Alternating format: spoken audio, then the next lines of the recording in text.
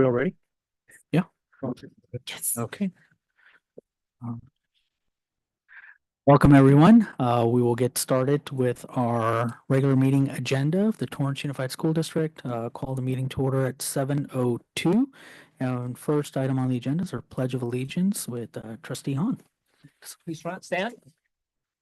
Right hand over your heart.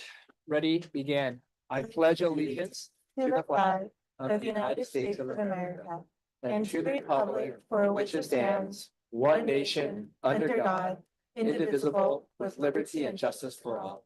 You may be seated.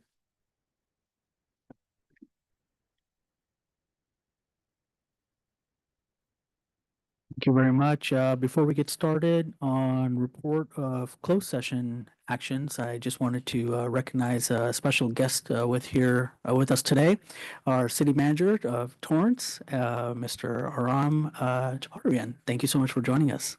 Appreciate that. Report of closed session action, the board. It's right. 6.1, adoption of the agenda. I'll entertain a motion. So moved. Second. All in favor? Aye. Aye. Motion carries. And now we'll report of our closed session action. The Board of Education in closed session voted as follows: 5 ayes, 0 nays, to approve the following administrative appointment effective July 1, 2025. Amy Hodge, Coordinator of Special Education. Dr. Amy Hodge currently serves as an elementary principal with Culver City Unified School District, a role she has held since December of 2018. During her tenure, she proved herself to be a dedicated, thoughtful, and compassionate educator who constantly prioritized the needs of students as individuals.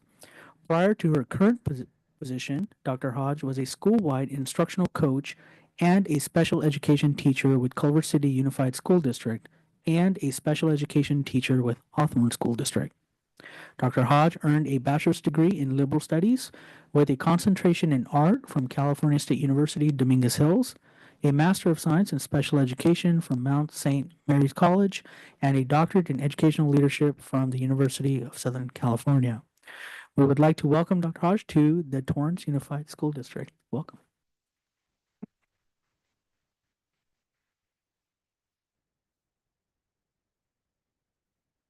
I get a little nervous, but very nice to meet all of you. Thank you. Everybody's been so kind and welcoming. I'm really honored to join the Torrance Unified School District as a new coordinator of special education. Supporting students with diverse needs is not just my profession, it's my passion. I believe that every student is capable of growth and success when provided the right support, opportunities, and encouragement. And I'm committed to working collaboratively with educators, families, and the community to continue with Torrance's mission of maximizing the potential for all students. And I look forward to building strong relationships, listening to your insights, and working collaboratively to foster a community of support and continuous improvement. So thank you for this opportunity. I'm very excited to get started.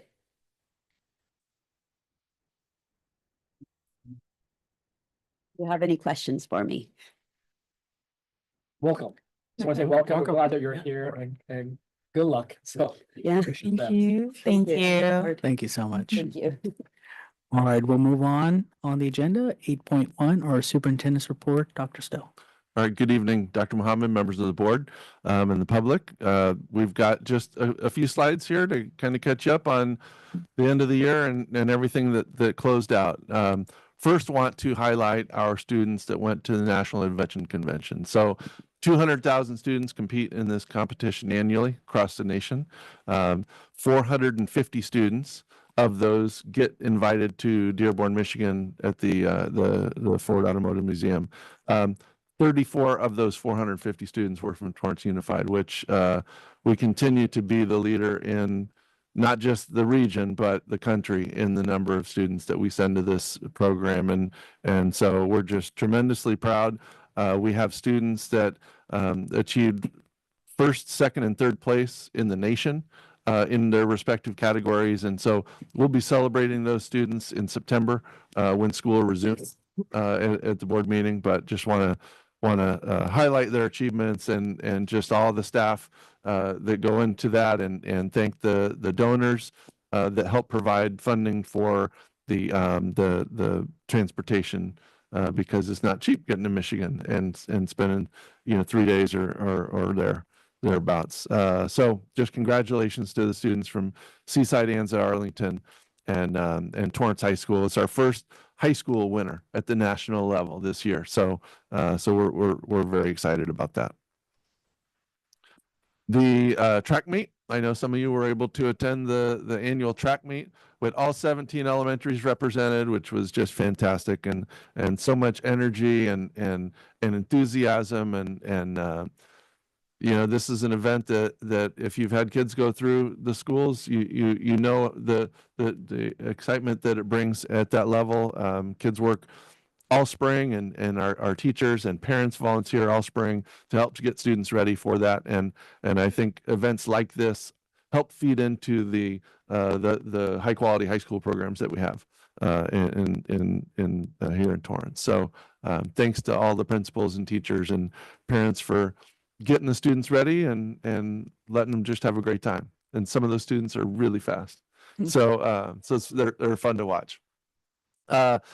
We have some staff that I want to recognize. So we recognize Shannon Gaunt at the award ceremony on June 2nd. We found out last week that Shannon is a semifinalist for LA County. So from each of the 81 school districts, they identify 25 as semifinalists, who then get narrowed down to ultimately the one that represents LA County at the actually I think there ended up being 5 that represent LA County at the state teacher of the year competition. So we wish Shannon good luck. She was selected because we knew that she would compete, be very competitive at the county level, and she's a teacher in our special ed program over at Arnold Elementary School. So very proud of her. And then also Tanya Kalemkiarian, she's an assistant for Dr. Egan, but she's also president of CSEA Chapter 19. And she was selected out of 200,000 employees across the state as one of 2 to earn the CSEA Employee of the Year award. So she'll be receiving the recognition at the CSEA annual conference in Reno in July, and I'll be going there to help present the award to her. So congratulations to both those outstanding employees. Today marked the kickoff for our Future Entrepreneurs Internship.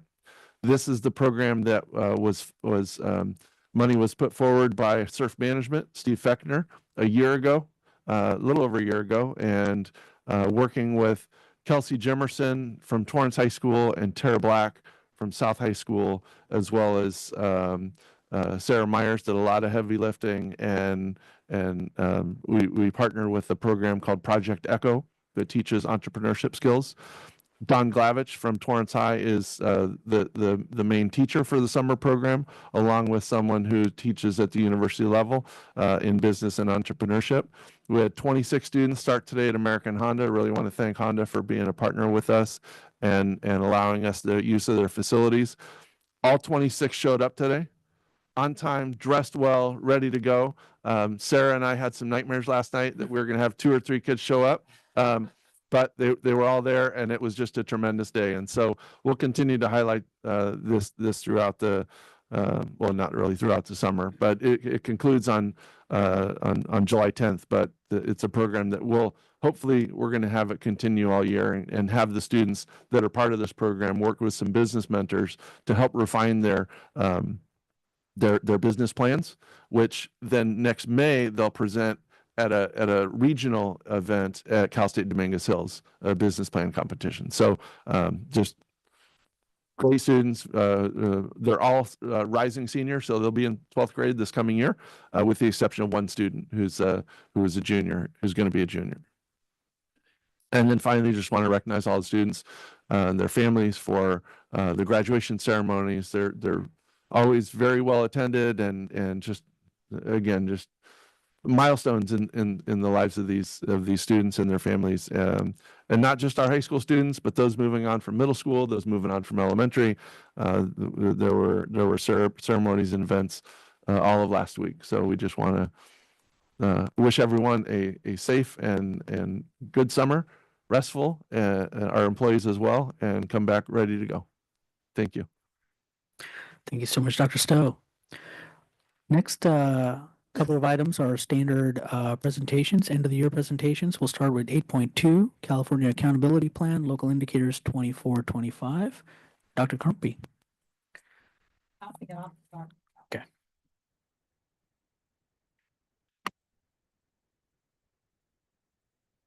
Thank you, Dr. Crumpy. President Mohammed, the school board, it does give us great pleasure for these two presentations. It really represents a culmination of a year's worth of work as we transition into our plans for next year.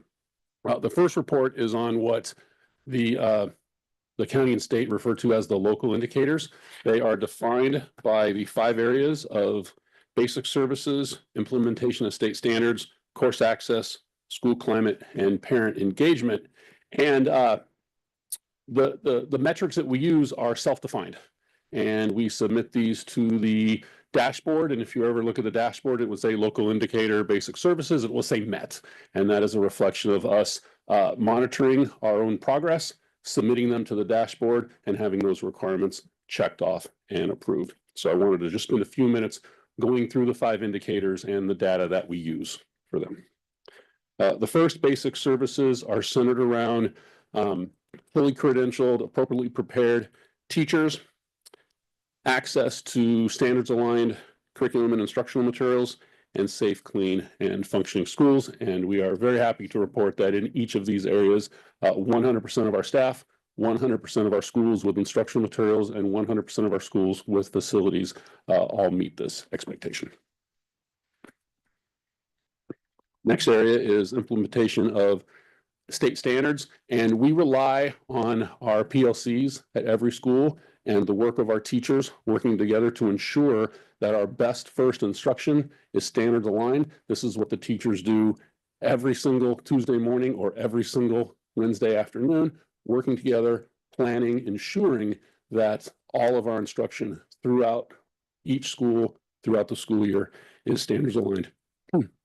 In addition, we employ a great number of TOSAs across all subject areas that provide professional development for teachers throughout the year on best first instruction, instructional strategies, intervention strategies, and we survey them at the end of every session. And 90%, 95% of our respondents rate the quality of the professional development as a 4 or 5 out of 5. Course access is an enormously important area, and we've identified metrics that I think we've hit all-time highs this year in each of them. Our goal with our highest level courses, our AP courses, is to grow every year in number of students participating in advanced placements, number of tests administered, and number of tests passed. We deliberately don't track pass rate on these because this is about access, and we want as many students who want to participate in these programs as possible. But if you do the math, and we gave 361 more tests and 511 more tests passed, our pass rate went up dramatically. Very successful. Our UC A through G rate, these are the percent of graduates who meet all UC admissions requirements in all courses with at least a C or better. It ticked up just a little bit from our all-time high last year at just over 66% of all of our graduates meeting A through G entrance requirements. And then CCI is our college career readiness indicator. And again, we continue to get better at this. It's a fairly new indicator. And again, just over 2/3 of our graduates meet the college career readiness indicator upon graduation. In particular, this is an area that's been now tracked for 3 years, and we have had large jumps each of the 3 years, and that's the percent of students who complete at least one CTE pathway upon graduation. And this is a number that you've seen in our presentations throughout the year. We continue to offer additional CTE pathway programs. This number continues to grow, and we expect to see this number continue to rise year after year. And we've reported to you on our accelerated learning efforts, and in particular, the math acceleration opportunities that exist for students from 5th grade through 9th grade. And we have reported in the past that these students are, they earn 95% earn A or Bs in their follow-up courses. And so far, 100% of them have been proficient on their follow-up CAST score. So as far as course access, so as far as the broadest range of students possible accessing our highest level classes, a very successful year for us. To address school climate, we administer the school climate survey annually to 5th, 7th, and 10th graders. And the most important thing about this is that the sites get actionable feedback about how their students feel about being on their campuses every day. We get these results just before mid-year, and then each of our sites goes through their results, looks at their strengths, looks at their areas that they feel like they can grow in, and then bases their campus programs, their services, their conversations, their planning on their own areas of need, and celebrating their extraordinarily high areas of success in this. 96% of our students who have tested responded favorably to each of the 16 questions. So we feel very strongly that we have created effective and safe learning environments for our students. Parent engagement is the only one of these that is not a self-defined metric. There's actually a parent engagement reflection tool that Nancy Gutierrez and John Pearson sit down and go through, and we self-rate ourselves in all facets of parent engagement, parent involvement. And we've been at, it's a 5-point scale. We've been at 4.17 average score on the 12 metrics on this for the past 3 years. And I think that's created, kind of being at the same level each year has created a focus, like, all right, where are the areas that we can grow in? And this was a great year. We jumped up to a 4.42 average on the 12 indicators, really focused on increased outreach to parent and parent groups representing student groups who are maybe less involved or represent underrepresented students.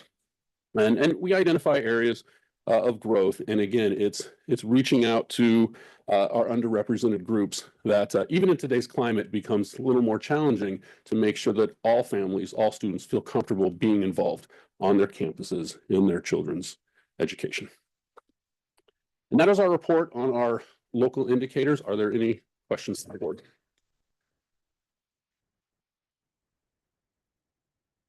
So, thank you so much for your report. I always appreciate it. So I have a question about the CCI. So we're at 68.3, right? And so, so when I look at the CCI, like the categories, like, so I wish we could break it down a little bit for us, why is 68.3? So when I look at the California Department of Education on their CCI, and so like based upon what's included in this indicator, right? And so AP exams, A through G completion, CTE pathway completion, college credit course. So those are all that we do really, really well in. And that I already know. But then there are things that I'm not sure we even have. So next one, which Dr. Neal and I are looking forward to see whether or not we can ever implement this in our district, is IB. International baccalaureate exams, right? We don't have an IAB program here, right? So obviously that's not going to be an indicator for us that we don't have it. Leadership in military science, registered pre-apprenticeships, smarter balanced assimilative assessments, state and federal job programs, state seal of bioliteracy, traditional classroom and work-based learning experiences. Right, so I can see where the 68.3 comes from, because I know what we're really good at. Those top 4, state seal of bioliteracy, we're really good at that.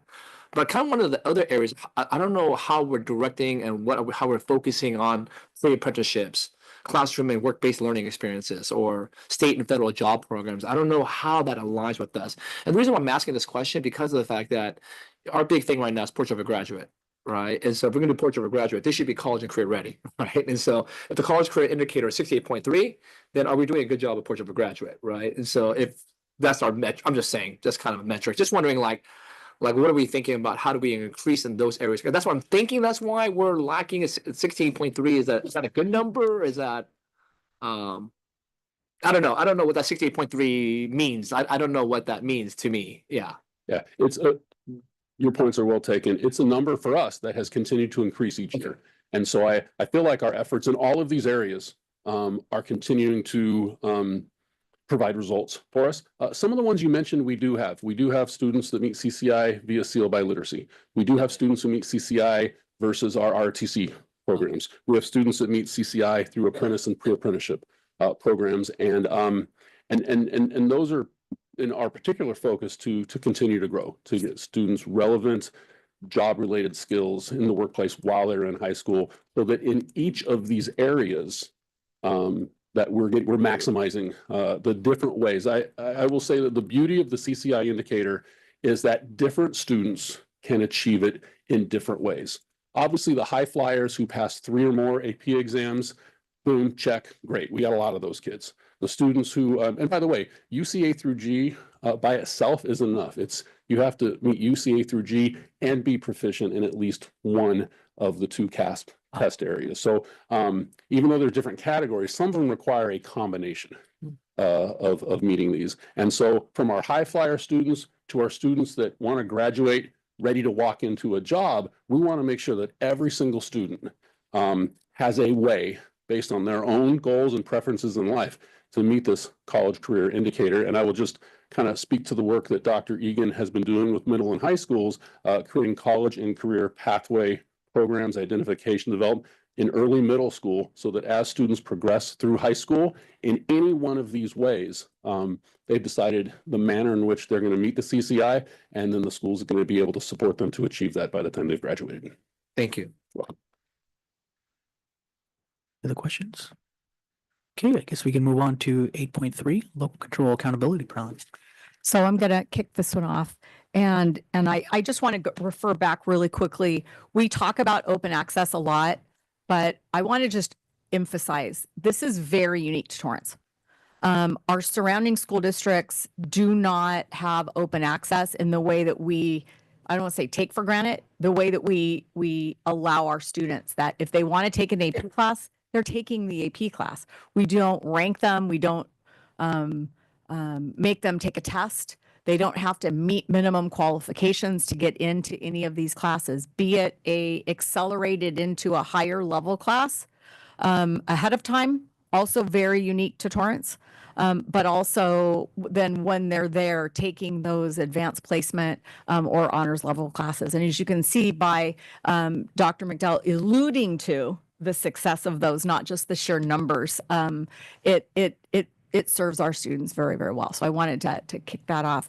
This is a simpler year of the LCAP and LCAP presentation because it is year 2 of a 3-year plan. So we really should be making changes when data is telling us to. And what I'm happy to kind of pre-announce, and really thanks to the work of our director, Justine Lang, who has, and she's nervous that I think I'm going to even say this evening, because she's been doing some predictive analytics and some predictive dashboards behind the scenes. And I think in addition to what you're going to hear from Dr. McDowell this evening, everything has gone up. Oh, with the exception of one thing, and that would be chronic absenteeism, because we don't want that going up. And so that's gone down a little bit. So at least, data is not to be released. There's nothing embargoed because we haven't received it yet. But really the work that I think Justine has done in the evenings and on the weekends to build this predictive dashboard for us really lets us and our school sites take a very quick look even before we brought this document to you tonight and say, oh, is there anything that we, that our data is indicating that we want to make a quick change? And so the good news is it looks like we even have evidence that the work that we have been doing this year is working, because everything looks like it's up, and which is a good thing, because the data that Dr. McDowell is going to talk to you about is last year's data, because the timing of that. So just kind of wanted to put that in perspective as I welcome you to continue your reports this evening with the LCAP presentation. Thank you. Much appreciated. This is the LCAP presentation, and I just want to make an initial comment about the 2 attachments in this. There is the 164-page LA County template version of that. That is the one that we will be asking you to approve tomorrow. And then there is the 34-page district in-house LCAP, which we, by the end of the year, it is dog-eared, it is marked. This is the usable version of it, but it is our own version. It's amazing what you can do in 34 pages versus 166 pages and really tell the exact same story. But that's why there are two different attachments on there, the inherently usable, readable, useful version and the one that we submit. Having said that, though, I do want to go through the 6 major areas in the LCAP. And as Dr. Crumpy mentioned, this is year 2 of a 3-year plan. The major overhaul was in last year's. And so you are going to see across the entire document, because of the success that we are enjoying right now with our student performance, that we are continuing a majority of our actions as written a year ago because they are proving to be successful. And we have made a few small changes to our plans. But for the most part, it is continuing the strategies that have proven to be successful to date. But goal 1, we affectionately refer to as, what do we do for all students? That is goal 1. And it is no accident that action 1.1.1 is our PLC process, because that is what is focused on our best first instruction for every single student in the school district. And then we just briefly talked about some of the key metrics in goal 1, our proficiency in English and math, the grad rate, the A through G completion rate, college career indicator, advanced placement success. So by all those measures, we are doing extraordinarily well. One of the mechanics that we use, and you'll see it in the short version, you'll see it in this presentation, is from year to year, we highlight changes in blue.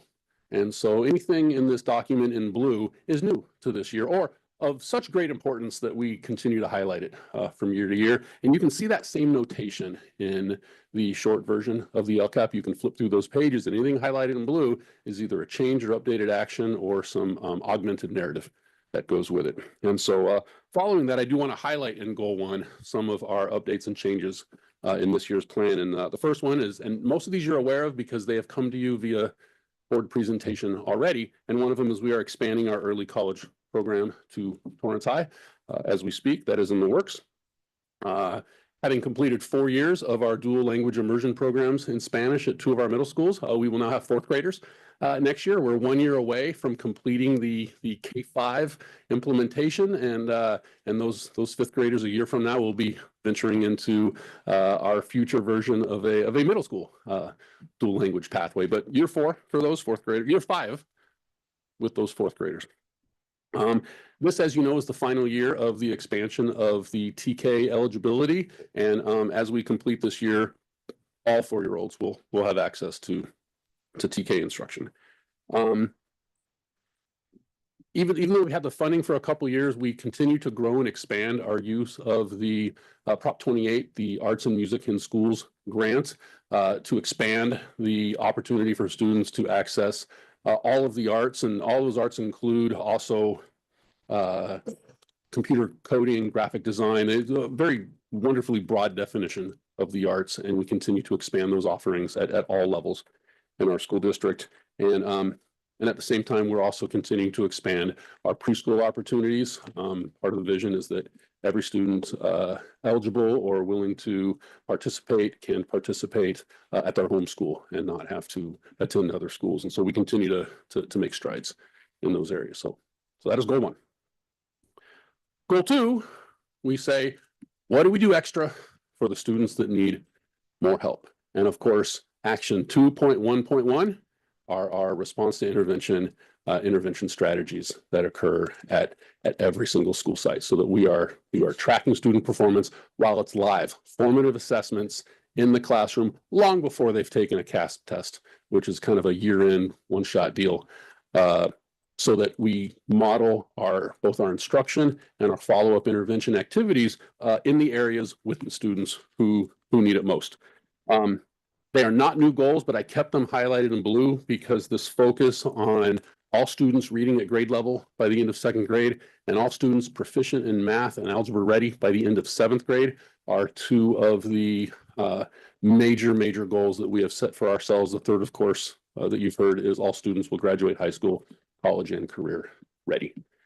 So those are highlighted. The large change in the LCAP is we are taking our RTI&I intervention specialists at the elementary schools, and previously elementary schools have shared a person.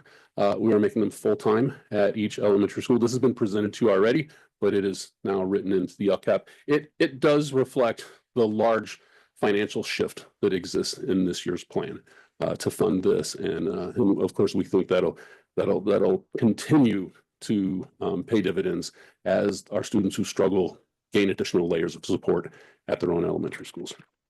And then this will be the first year that we're required to implement the reading difficulty screener to all K-2 students at the beginning of the year, and then follow up with those students where the reading difficulty screener identifies the potential need for additional reading support for those students. Goal 3 is our professional development goal.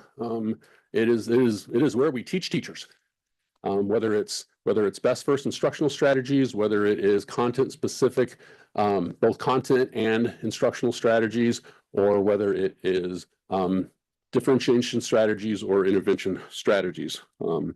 A bulk of the funding in the LCAP, the supplemental funding, goes to staff our teachers on special assignments. These are the very best teachers in every subject across the district who we pay to work with other teachers at their sites and through summer PD. And we had our very first summer training today on what I'll talk about in a moment, which is some phonics instructions. So the summer season has begun. A couple of highlights in this is last year, Mr. Mara and his team began an AI pilot, wildly successful and high demand. We originally planned for 50 spots for teachers. He had multiple hundreds of applicants. We expanded it to 75 teachers. They spent an entire year exploring AI, and probably the thing we learned most through that is we have more to learn when it comes to AI, and so we are continuing that. Both with some continuing staff, but also bringing in additional interested teachers. So that AI pilot continues in this. And then I had mentioned the reading difficulty screener, but we're also having training in phonics instruction. All of our math PDs are centered around the existence of high quality tasks. And we just completed an elementary math textbook adoption process that we will be coming to you at the start of school. And then we will be going through a similar process for middle school and high school textbook adoptions. Something that we do typically every 8 years, but the delay in the California math framework, this will be our 12th year with our current math adoption because of those delays. So teachers, we're itching to get into like well-aligned instructional materials, which is even going to give us a stronger boost as far as our instruction strategies aligned with California math framework and state standards. Goal 4 is we want to have effective, safe school environments for our students, and that includes both the physical qualities of our campuses, but also the levels of social emotional support that exists on our campuses. And while not new, I wanted to highlight the continuance of our counseling supports and additional mental health supports.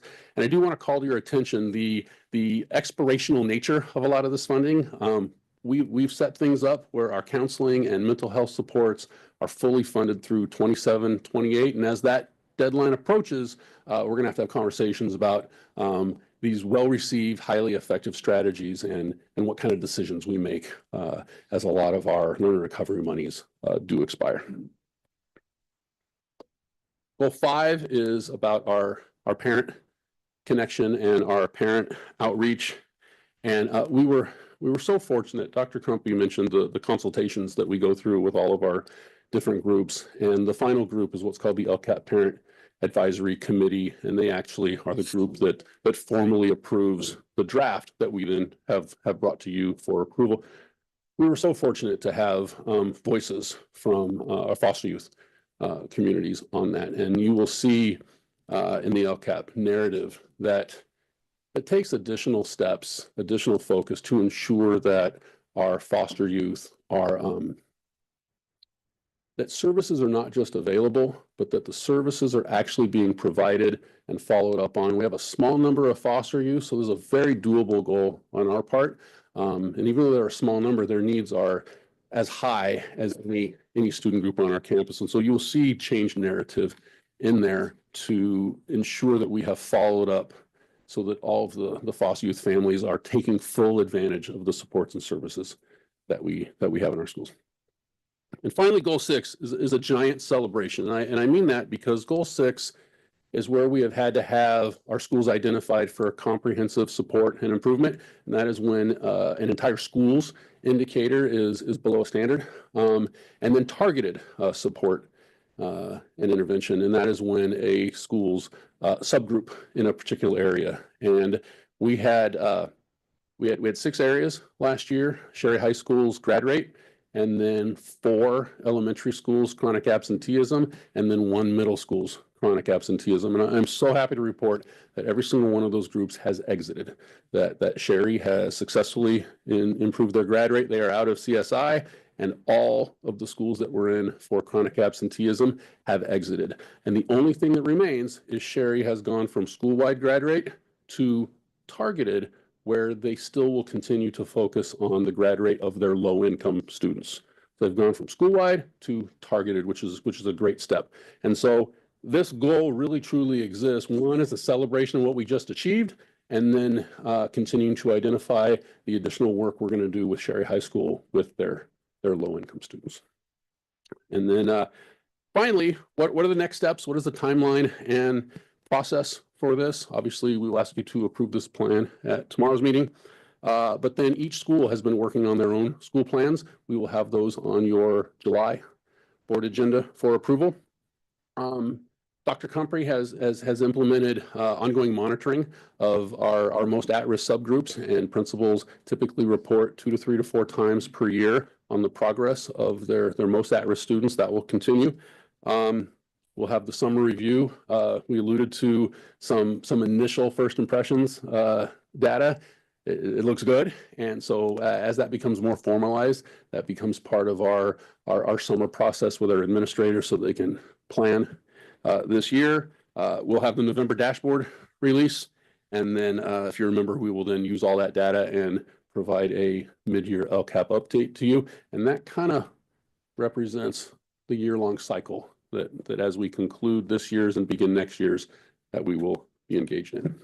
And so with that, if there are any questions, I would be very happy to address them.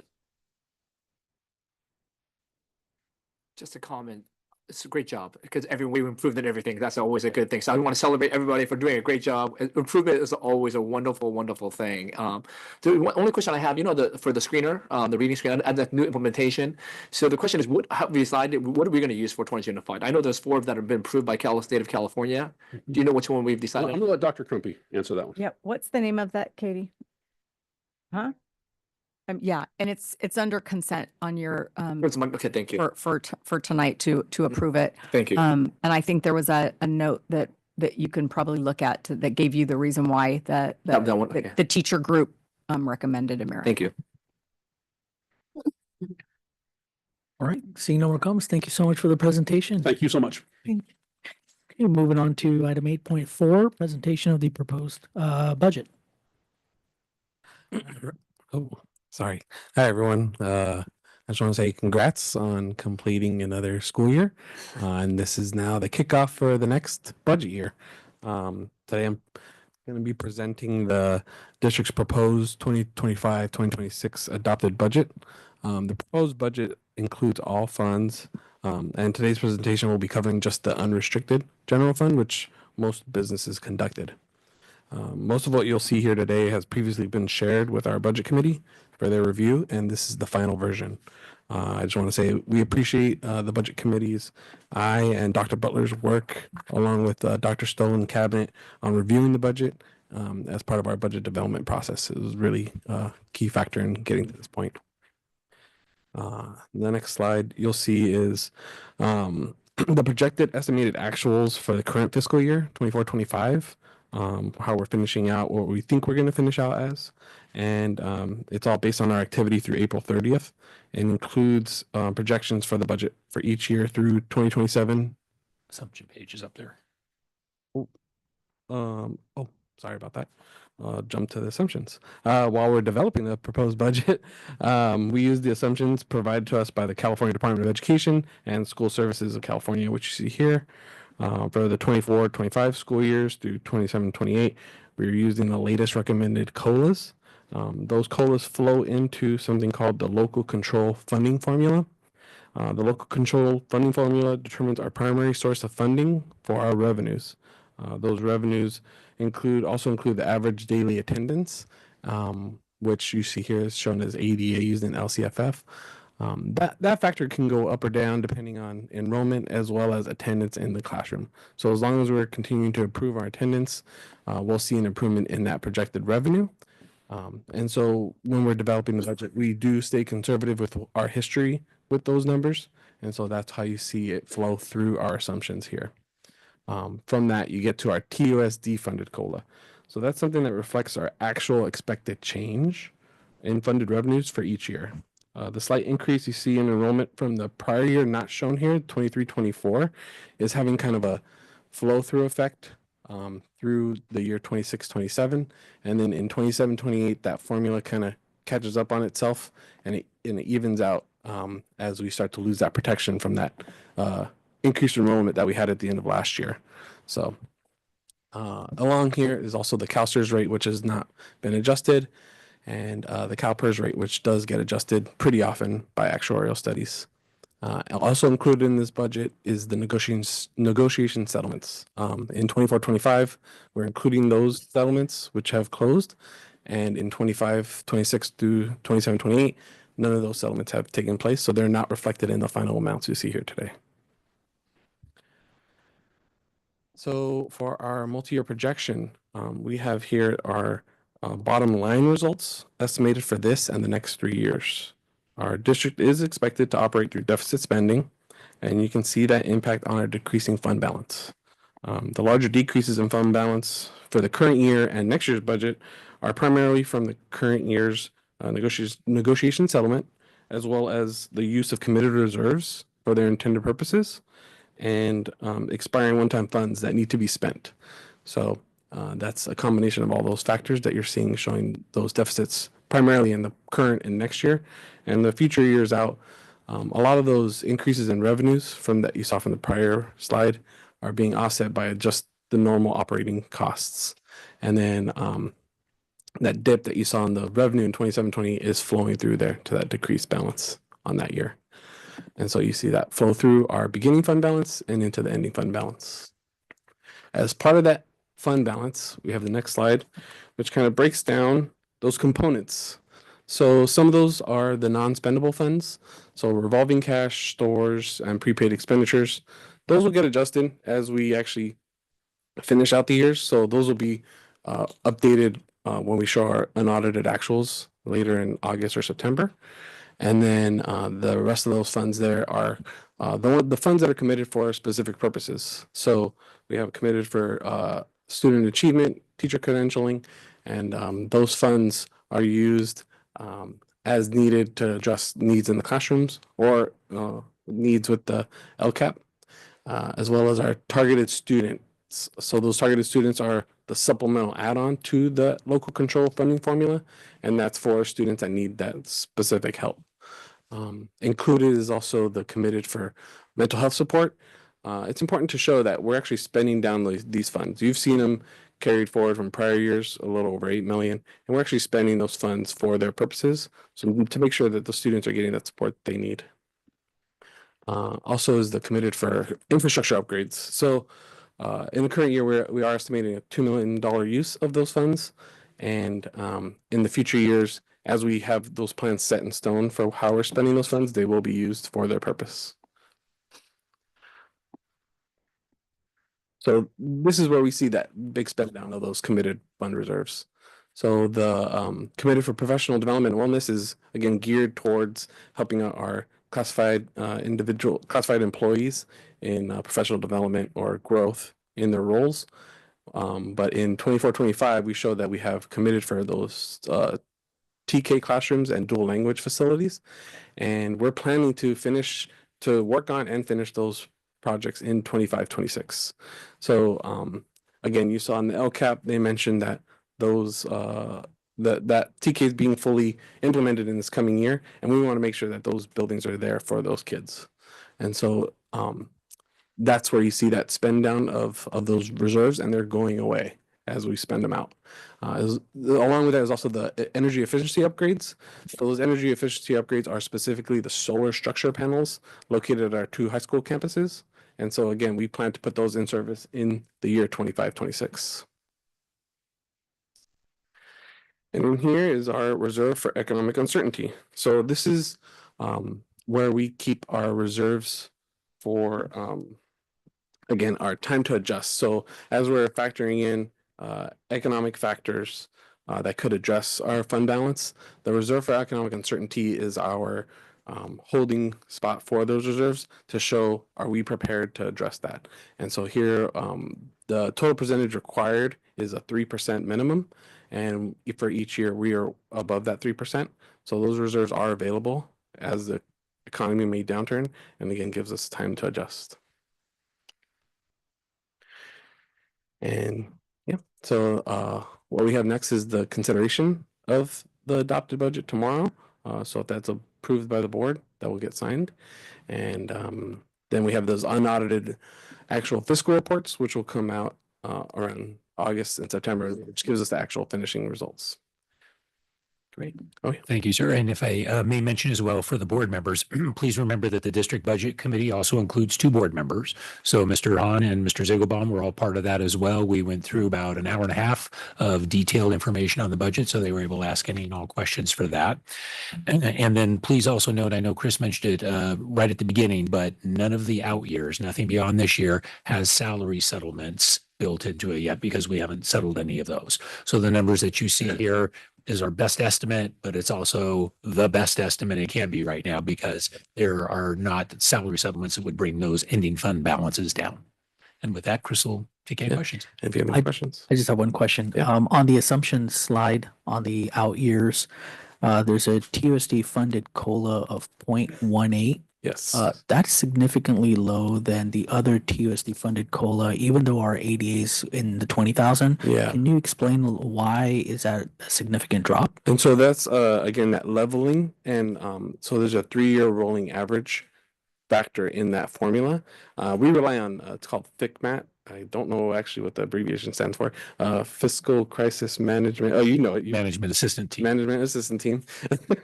And they provide a calculator for us. And so we put in what we estimate our average daily attendance, and included in that is our enrollment amounts and our again supplemental funds and our attendance percentages. So in that 3rd year, it's just showing that those protections that we had from 23-24 are kind of falling off.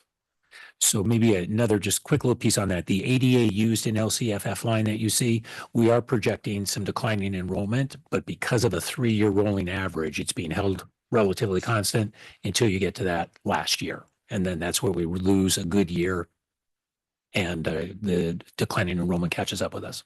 I see. Okay. Yeah. So that is a year to kind of watch out for too, because it's gonna. Yeah. Okay. Any other questions? Okay, thank you so much for your presentation. Thank you. We'll move on to item 8.5, 10th annual report of the Torrance Unified School District Independent Citizens Oversight Committee for the Proposition 39, Measure T, General Obligation Bonds, Fiscal and Performance Audit. And actually, we can take 8.5 and 8.6 together. This is the annual performance audit for our active bond program, the bonds that are still outstanding. Mr. Carl Walter, who is the chairman of the Independent Citizens Oversight Committee, has come here today to say a few words about the work of the Independent Citizens Oversight Committee and the full. Good evening, ladies and gentlemen. I'm currently chairman of the committee. I've been meeting with them for about 10 or 12 years, something like that. And our job is almost done. We're still continuing on with smaller portions of the job. We found no issues. Everything's been working very well. We've had the cooperation of the school district, the contractors involved, a lot of secretaries, a lot of people, and a lot of volunteers did the job. And so I have nothing especially to report other than things are working fine. And we have written a report that will be presented to you and you can see all that in detail. We have a subcommittee that looks at every warrant, every expense that goes into the modification of our schools, basically all infrastructure.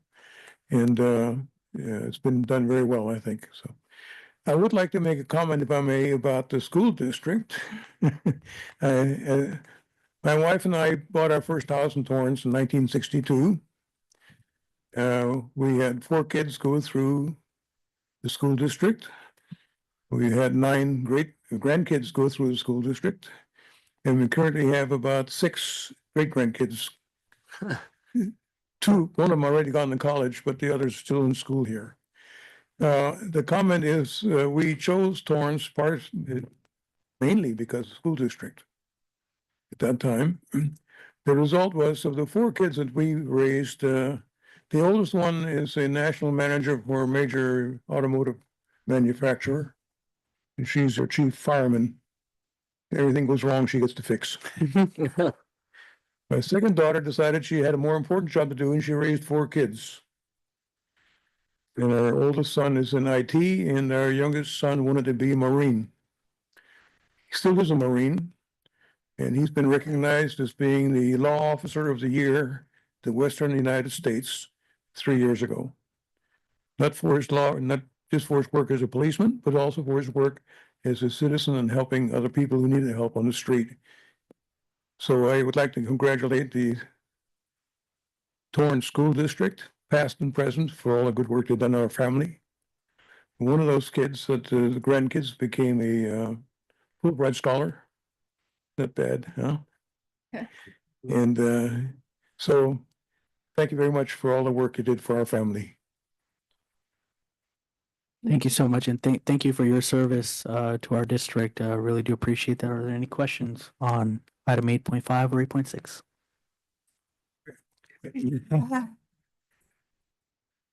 Any questions?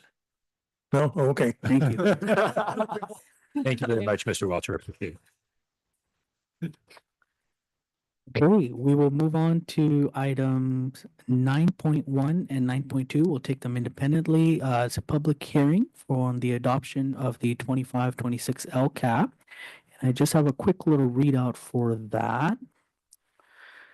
Okay. This is a duly noticed public hearing under the Education Code Section 42103 and 52062 on the adoption of the 25-26 LCAP. The adoption of the 25-26 LCAP will appear on June 17th, special meeting of the Board of Education. Do we have any written comments on this particular topic or online? Okay, seeing none, I'll open the hearing. So we'll go and open the hearing. Does anybody wish to speak on this item? Don't all jump at once. Okay, seeing none, we'll go ahead and close this hearing, and I'll entertain I think we're just done with the hearing, so we'll just move on to item number 9.2, public hearing on the adoption of the 25-26 budget, and I'll do my same readout. This is a duly noticed public hearing under Education Code Section 42103 and 52062 on the adoption of the 25-26 budget. The adoption of the 25-26 budget will appear on the June 17th special meeting of the Board of Education. Do we have any written comments or anyone online who wish to speak on this topic? Seeing none, okay, I'll just open the hearing for the public. Anyone wish to address the board on this topic? Okay, seeing none, I'll go and close this hearing, and we will move on to item number 10, 10.1, comments from the public, and I'll just do a quick little readout. This is oral communication. The Board of Education welcomes input from the public. Speakers wishing to address the board on non-agenda topics have completed the appropriate submission form on the district website or in-person speaker card. Time allotted for public comments on non-agenda items is limited to 3 minutes per comment and for a total of 30 minutes.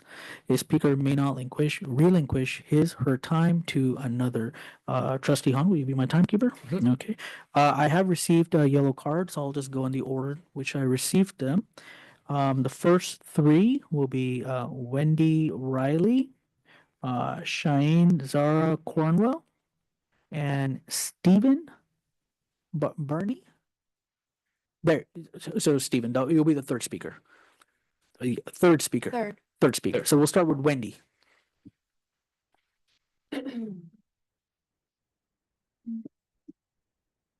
Hi, good evening. Good evening to the members of the board. My name is Wendy Riley, and I'm here tonight as a dedicated substitute teacher in our district.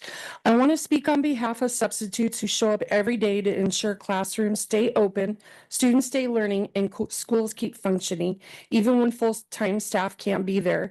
Yet despite our essential role, our compensation and representation are being overlooked. Substitute teachers in this district have not received a pay raise since October 2021, nearly 4 years ago. In that same time, full-time teachers have received at least 2 raises, with a third in the works right now, in addition to a step column adjustment that includes upwards of a $2,500 increase per year. Meanwhile, inflation has surged, rent, food, and gas have gone up, but our pay has not. Estimates are that the cost of living has increased 20% since 2021, particularly in states like California. What was already a modest compensation has become unsustainable. Most of us are earning less in real time now than we did before the pandemic. My children and I have had to make sharp distinctions between needs and wants, learning to compromise and make do with so many things. However, I have never walked onto a Torrance campus compromising my efforts or my students' needs. I bring my best every time I am on assignment, and I believe it shows by the feedback from teachers and students alike. Substitutes aren't just filling in, we're shaping futures. Other districts recognize this. LAUSD subs have had 5 raises since 2021, with the last raise giving substitutes a daily rate of over $261 a day. Through June 2025. Long Beach Unified pays $217 a day. Hawthorne School District $225 a day. Compton Unified School District pays their subs a daily rate of $200 a day. Additionally, LAUSD allows substitute teachers to join the union. This gives them a voice, a support system, and a way to advocate for fair treatment. Our district has not taken that step, and it's time. In 2021, James Hahn, the then TUSD board vice president, was quoted as saying, "I've heard stories where schools are struggling to find substitute teachers. It's creating a hardship on the administration in our schools. And if we don't get ahead of the problem, it's only going to get worse." It sounds like Mr. Hahn understands that substitute teachers are an important part of the TUSD team. So tonight, I respectfully ask this board to consider 2 things: raise substitute pay to reflect the rising cost of living and the importance of our roles, and 2, allow substitute teachers to join the union so we can have the same voice and protection as our full-time colleagues. We love what we do. We care about our students, and we want to keep showing up for them and for the teachers we work so hard to support every day to the best of our ability. I thank you so much for your time. Thank you. Next, Shine. Shine.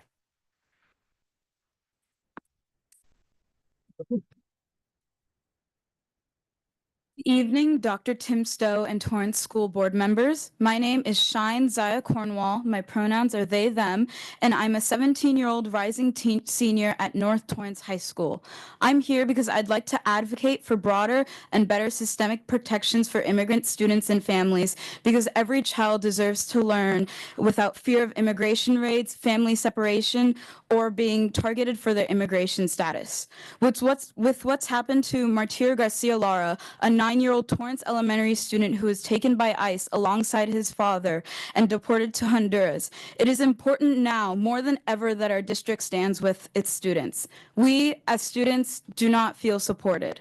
When I asked my peers while school was in session, all of them had heard about Martir through social media. None of our teachers or staff had mentioned it or reassured us of the raids, and none of us felt safe on campus.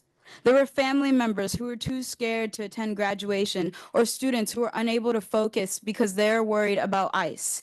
In order to make our Torrance campuses safer and improve students' abilities to learn, we are demanding that the school district creates policies or implements changes to keep students safe. Making Torrance a sanctuary school district would be the best way to do so, promoting district administrative policies to ensure students are protected across all campuses. Even the small act of providing know your rights information to families can make that much more of a difference. By being vocal about support, it reassures students and families that our district cares about student education and providing training such as trauma-informed care training to better support students as well. I shouldn't have to be worried about my friends disappearing. Education is a right under Plyer v. Doe, but rights only matter if we enforce them. Please reach out to me at Shine Cornwall, spelled SHYINECORNWALL, at gmail.com if you'd like to follow up and make our campuses safer for all. Remember, students and families are watching. Thank you. Thank you. Next, we have Stephen.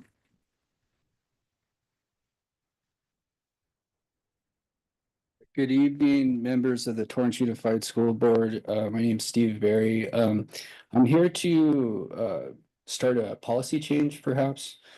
So my request is for approval of a modified independent PE schedule for my daughter and all qualifying students of split custody. I speak to you as Coral's father with where I have 50% legal and physical custody of her. I'm also a United States Coast Guard veteran. Currently, I'm a practicing licensed marital and family therapist, and I have a specialization in sports psychology with a focus on sport family systems. I'm also a proud member of the Association for Applied Sports Psychology. So my daughter Coral is preparing to enter Jefferson Middle School this fall. She's an exceptional student. She recently was honored with the Victor Values Award at Victor Elementary for academic excellence and altruism. She's also a nationally ranked competitive surfer, training more than 10 hours a week under certified coaching. She started this at the age of 4. Surfing is not a hobby, it's her identity, it's her discipline and her future. To support both her academic goals and our shared custody agreement, I'm requesting a blended independent study PE schedule. On days Coral's with her mother, she will attend regular PE. On days she is with me, she'll complete independent study PE aligned with her training and travel. This flexible approach maintains her academic commitment, supports her mental health, and complies with the custody agreement. I've discussed this proposal with several school administrators, all of whom to some degree express support, but they say that I need to talk to the board about this. We have also declined a placement in accelerated mathematics for Coral this coming up school year. With Coral's current training load and regular PE, attending accelerated coursework would be overwhelming. This decision isn't about limiting academic opportunity. It's about recognizing the whole child and protecting her well-being. Coral has already met the rigorous qualifications of the current independent study PE program, and this request is simply asking for fair access that reflects her family structure. It's important to remember that kinesthetic awareness is a form of intelligence. Our system must value physical mastery as a valid, meaningful way of learning. Sports teaches lessons in resilience, time management, discipline, humility, and leadership skills that shape who our children become. I also believe that the voice of the student must be honored. Coral's clear about her passion and goals. Like Kobe Bryant, for instance, with basketball, or Caroline Marks, the current Olympic gold medalist. Sorry, your time is up. Can I have one more minute? No, we have to follow the rules on that. Thank you so much. Okay. Next we have, I'll read the next 3 cards, Thomas Grant, Mary Beth Borowski, and Ranu. Rumoto, thank you. So, Thomas? Thomas, yes. Good evening, school board and cabinet members, and of course, Mr. Lee. My name is Thomas Grant. I've been a plumber with the Torrance Unified School District for more than 23 years. In addition to my employment, I also attended Torrance schools beginning in the late 60s. My 4 children also graduated from this district. This means I've been a part of this community and district for over 57 years. As a plumber, I'm responsible for maintaining and repairing plumbing systems and fixtures across all 37 school sites. I typically visit about 5 schools each day, prioritizing elementary schools due to the vulnerability of the young students. I need the district to recognize and understand that my daily work, which includes managing hazardous emergencies like gas leaks and sewer blockages, vandalism, is crucial for upholding health standards and preventing possible disease outbreaks in schools. While my colleagues and I have been labeled as essential, we deserve more than just those empty words. We are done accepting anything less than what we rightfully deserve. Our commitment and ongoing service to the school district have earned us longevity pay. In my opinion, it is both disrespectful and shameful that our hard work and dedication go unrecognized. It is unacceptable that there are those who believe our contributions do not deserve the longevity pay we are asking for. Providing longevity pay will not only benefit me, but it will also help attract and retain qualified employees at TUSD, ensuring they stay with us long-term just like I have. Our students deserve experienced and dedicated staff, especially in areas with high turnover rates, such as the plumbing department. I urge you to recognize the significance of plumbing and all other essential services that ensure our schools operate effectively by providing us with the longevity pay that we rightfully earned. Thank you very much. Thank you, Thomas. Mary Beth?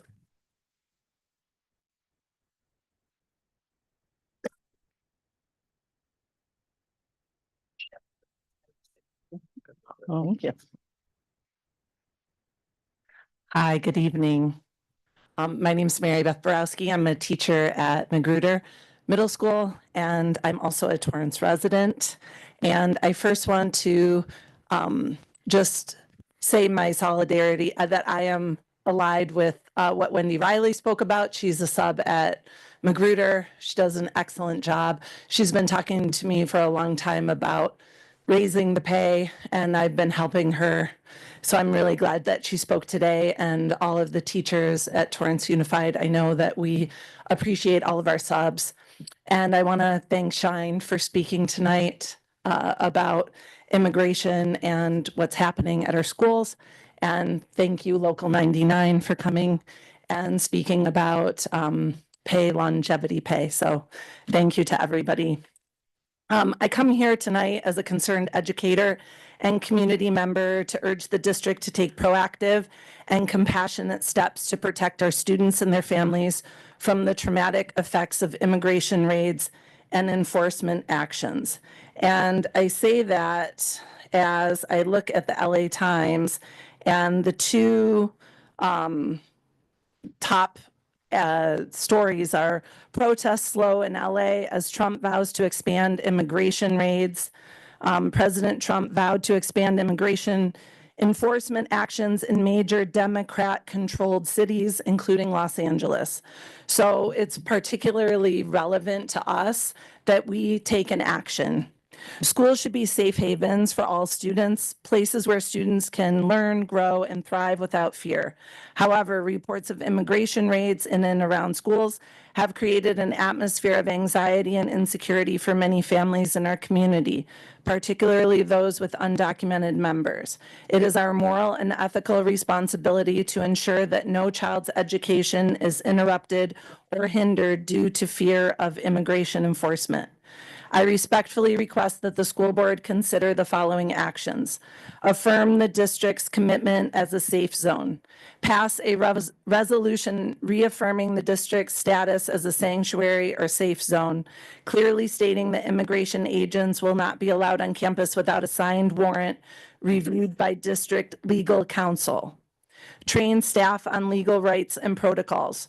Provide training for administrators, teachers, and front office staff on how to respond to the presence of immigration officers, including understanding what constitutes a valid warrant and how to protect student privacy under FERPA. protect student information, ensure that the district does not collect or disclose information about immigration status, review and strengthen data privacy policies to prevent the release of any sensitive information without appropriate legal Thank you. arguments. Thank you so Okay, and much. support Thank you. families and establish communication goals. Thank you. Thank you. Next up, Rona Mamoto. No. Hi, Board of Cabinet members. I want to thank you for giving me the opportunity to speak to you. I've been employed by this district for 15 years. I'm an electrician. I go around the district servicing electrical control systems. We repair equipment that goes awry. But what concerns me most is I value everybody here. We all are very important people in this district. Many people don't consider our jobs as pertinent, but we do. We're the custodians that clean our schools. They provide a safe work environment, a clean work environment for our kids. We are the custodians. We are the plumbers who provide water drinkable for our students and our faculty. We are the carpenters who fix our doors, who repair our windows, who make our classroom safe for our kids to work in, to thrive in. So when I think about what we're discussing, longevity, I think I just want to say thank you. I mean, thank our employees for taking time to be part of something great, and to say we're not pertinent. I think we are. I think we're very important people. I think we're just as important as anybody here. And I give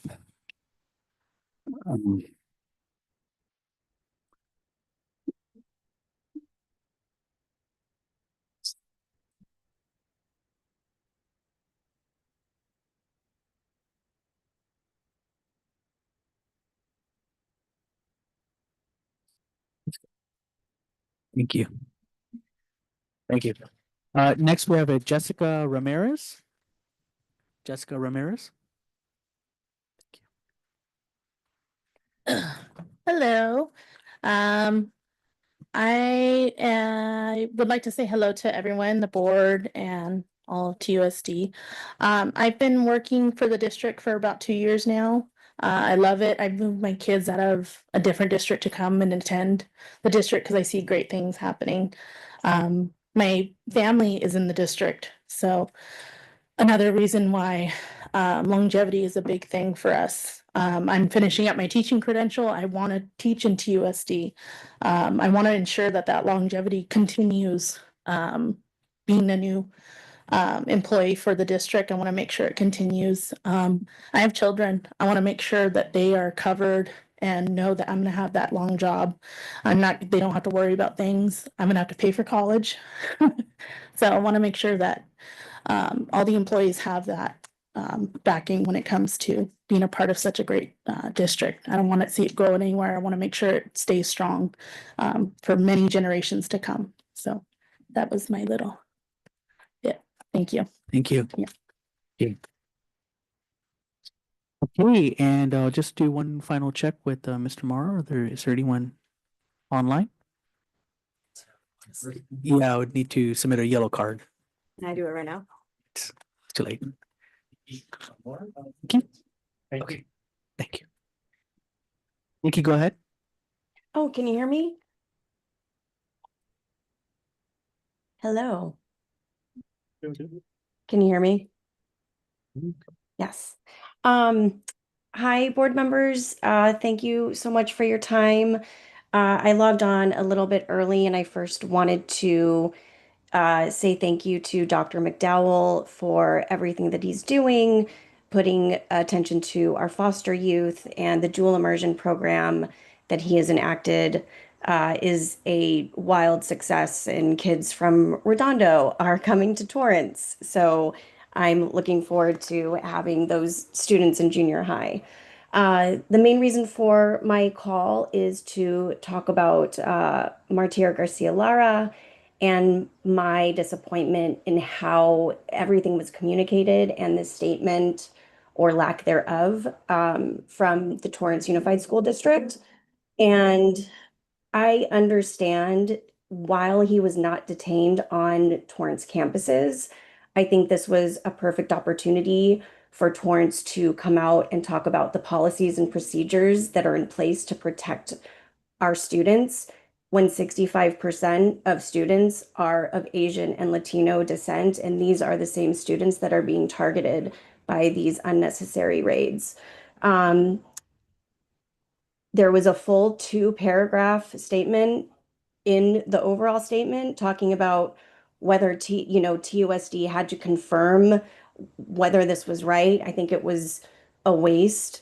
There was a statement about encouraging us to reach out to our federally elected officials. I thought this was incredibly dismissive. And to take a note from the LAUSD superintendent, Alberto Carvalho, he took this opportunity to encourage students to feel safe, to even speak out. He said, we will increase school police. I know TUSD isn't working with TPD, so that's another issue. He said, he directed to intervene and interfere the teachers with any federal agency. He listed what LAUSD's families can do. He spoke very proudly and out about protecting all students. And I expected the same from TUSD. I loved what Shine said. If there's a way to make TUSD a sanctuary school district, I think that is in everyone's best interest, both the parents, the constituents, anyone at TUSD, the students, of course.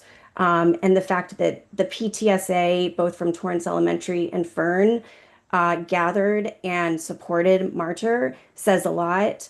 And I understand privacy rights, but this was an opportunity to talk about all students, to take Martyr as maybe a private example and talk about what we can do on a broader level. I want to end by saying I commend TUSD's continued highlighting of diversity, equity, inclusion, AAPI, Neurodiversity Month, Black History Month. I'm sorry, time. Thank you. Thank you so much. We have one more speaker. Do we have one more? One more? Is there a card? Filled out the card. All right, perfect. Just in time. All right, Ari Sharma.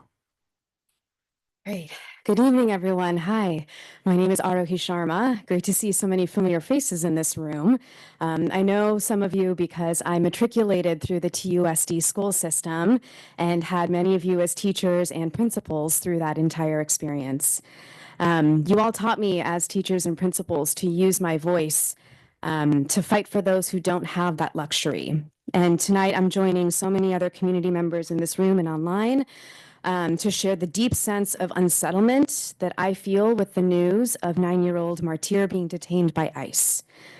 I can't even begin to imagine the terror that Martyr felt being swept up in a community that he grew up feeling safe in. The cortisol that flows through your entire system when you're transported to God knows where. Our bodies hold on to that cortisol, to those feelings of fear for the rest of our life. And I want Martyr and all of the students in our community, in his community, all of our leaders, to know that we're fighting for him to make sure he comes back safely. I've read the statements that y'all have shared with reporters, and it's been more than 1 week, and I'm here asking for more clarity, for more action, and more accountability. Our schools are our safe havens, and students should be stressing about things like finals, what to wear for graduation, homework, and the effects of doomsday scrolling a little too late into the night before school day. They should not be feeling anxious about being taken away from their homes, their families, and their communities. So I'm here to ask 3 questions. What are you all doing to quell the nerves of our students and families from additional detention efforts? What actions are you recommending to our city council members to keep our kids safe? And lastly, how are you holding our city council members accountable for bringing Martyr back? Can I stand here and wait for responses? Or So we can't respond because of the Brown Act, but we can take your input. all right, I hope you all have taken it. Thank you. Thank you so much.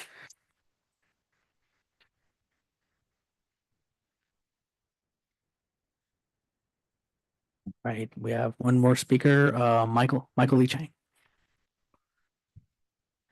Hi, my name is Michael Lee Chang. Wow, I never been through the Torrance Unified School District. I graduated from Redondo Union, and I just wanted to echo what Shine and Aroi said, as this is the first case in our district, and this is sort of a model of, what to do if it happens to other districts, especially nearby districts. And I think everyone is looking at Torrance Unified of, the model and guidance of we're expecting it to happen in nearby districts. And especially from a community member, from outside looking in, it feels like radio silence and not much updates. And it was such a fast process.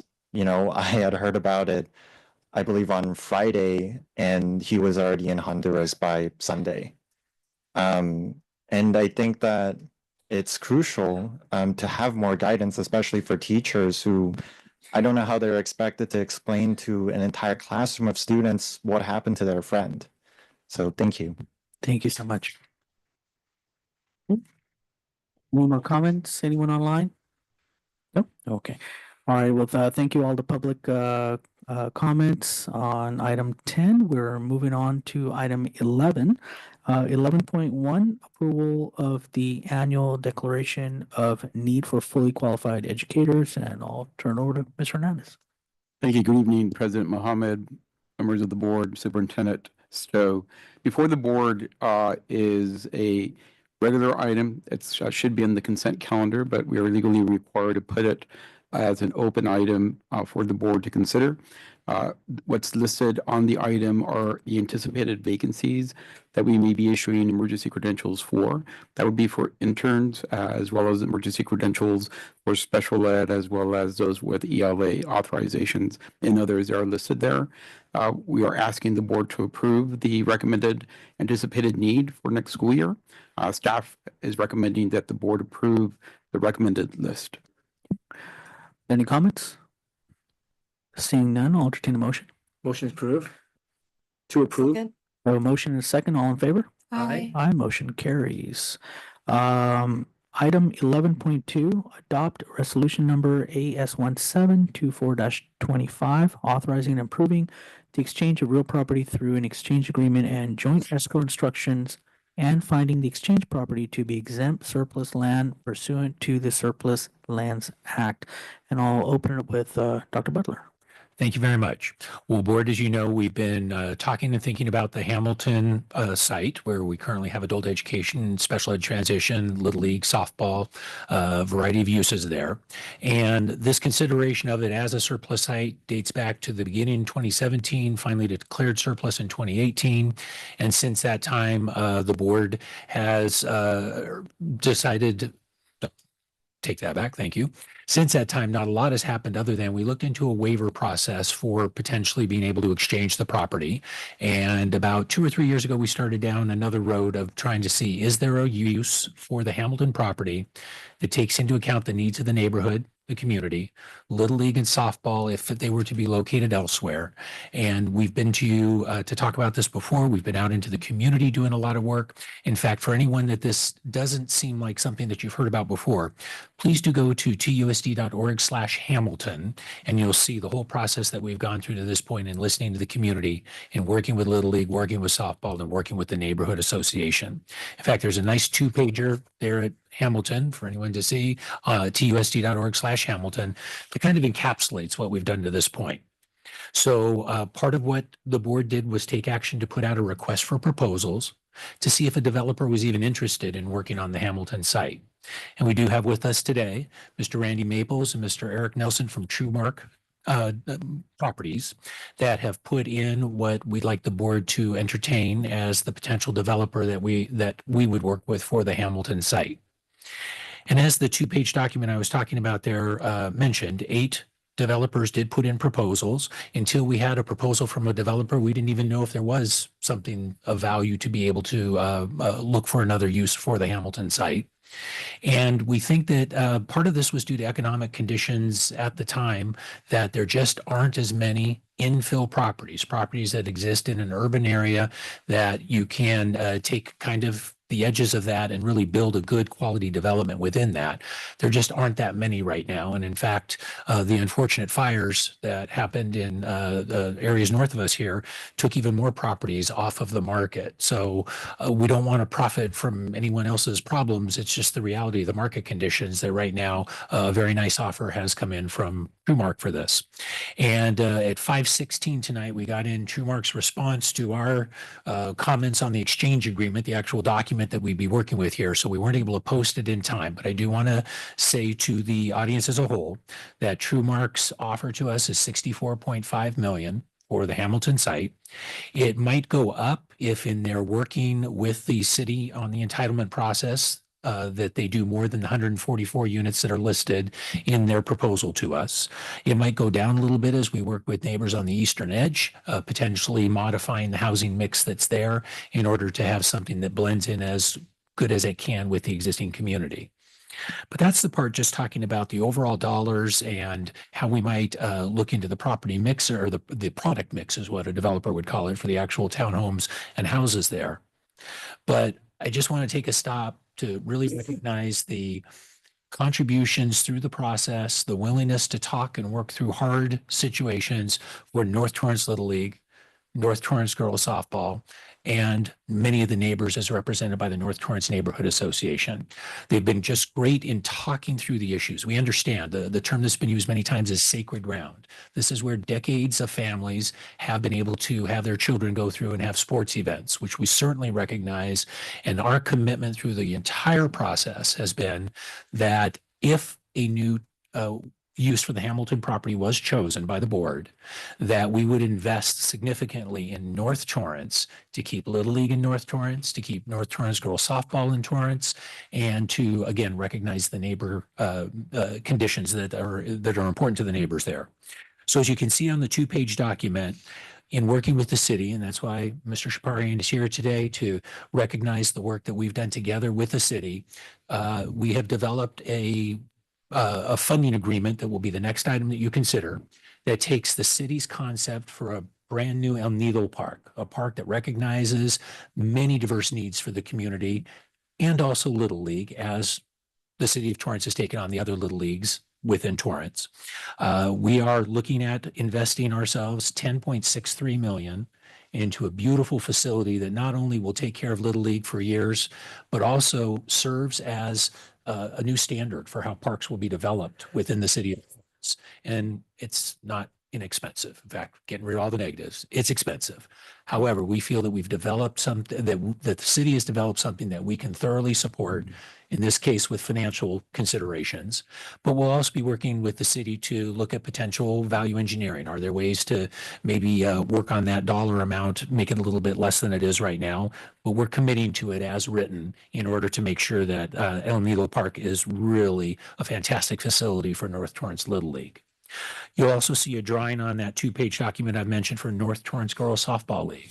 We're also committing current dollars, approximately $10 million, towards redoing the softball facility at North High. And in working with the principal there, I really like what Mr. Nataki said when we talked about, can we make this work? If we put in new facilities, if we add lights for softball to really extend the amount of time that students can use those fields, is it possible for North Torrance girls softball to coexist with North Torrance high softball? And they have been very much of the mindset that nobody has ownership of our facilities, but we have joint stewardship. That yes, North High can work with North Torrance girls softball and make sure that this is something that works for everyone. And the cross-pollination, the younger girls working with the older girls earlier than they might have otherwise, we think is a real benefit to everyone as well. But that should be a really nice facility at the point that that's done. But none of that work happens until an exchange agreement is reached with TrueMark, and we do believe that we have what we need to button up that tomorrow in order to go ahead and sign with them. And then the whole process goes through with the city for what's called a tentative track map. What's the actual development going to look like? So we're something on the order of 18 months from now, after a due diligence period when TrueMark really looks at the property in depth, working with the city for an entitlement process, before we would reach close of escrow. And even beyond that, you'll see, you can see in the exchange agreement that we're working with TrueMark on, they've committed to an additional 9 months, even beyond that, for Little League and softball to be able to stay and play where they are right now. Because one of our other commitments through all this has been there will not be a lost season for either of those two leagues. They'll be able to keep playing. So we worked out something to the best advantageous condition that we can with TrueMark. The city, as you can see by the funding agreement, is looking to start the CEQA process, California Environment Quality Act, and working with the neighbors, doing a lot of outreach with the neighbors as well, to get this process rolling. And we're ready to start rolling and doing the design work on North High as soon as we need to as well. So the whole idea is to mobilize resources if a development agreement, exchange agreement is approved, to get rolling on what we need to do to take care of those two leagues as soon as possible as well. And then the second page that you can see is, again, you go to TUSD.org/Hamilton and look for the 2-page document there. Then you'll also see a lot of information about TrueMark themselves and an example of one of the recent developments that they've done as well. But they are committed to having a development that works well with the neighbors, that increases property value for everybody, and does fit into the character and uses that are currently in the North Torrance area. So that's kind of the sum up on everything to do with the exchange agreement, which is the first item that we're asking you to consider, a resolution that would allow the district to move forward with finalizing the agreement with TrueMark, letting them begin due diligence and open escrow.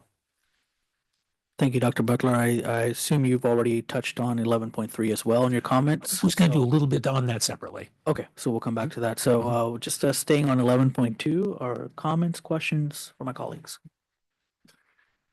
So I know that this has been a long time coming, a long process from many years ago when we first did the 7-Eleven Commission and trying to figure out what we're going to do with Hamilton. And I'm delighted that we're at this point that we can finally make a decision of how we're going to move forward. And I sincerely believe that it is a win-win-win for the community, for the softball leagues, as well as for TUSD. So I want to express my gratitude for all those who spoke, for all those meetings that we had, that we wanted input. All your voices were heard. And I think that we really considered all what you have said. And we really thought we were very thoughtful in every input that we received to make sure that this is something that would be reflective of the community and what the community wants. And I want to express my gratitude to Dr. Butler, as well as Chris Diaz, and all those that were involved working with the proposal, making this possible, finding a great company, builder to work with, developer to work with. And my hope is that when you see the final product, when we see the fields at North High and you see the fields at El Nido and you see the homes that are going to be built, that it would truly be an opportunity for you to say, wow, TUSD really did a wonderful job. And I think we will. And I'm looking forward to it. And so I want to say thank you to everyone, the community, for all those who are really hard working behind the scenes for making this possible.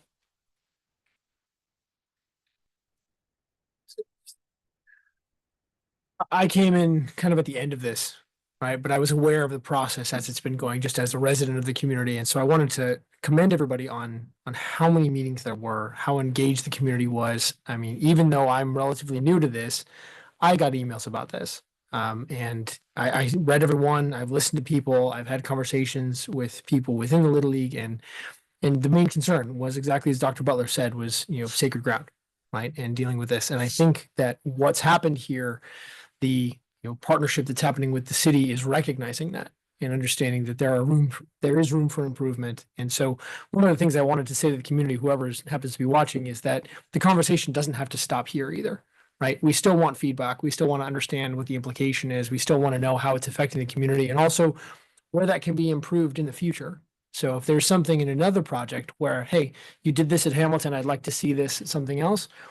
I'm hoping that this project is, not just the beginning, but also a continuation of an ongoing and increased partnership with the city, with the dialogue that we're having. And so I really appreciate Mr. Jabarian being here.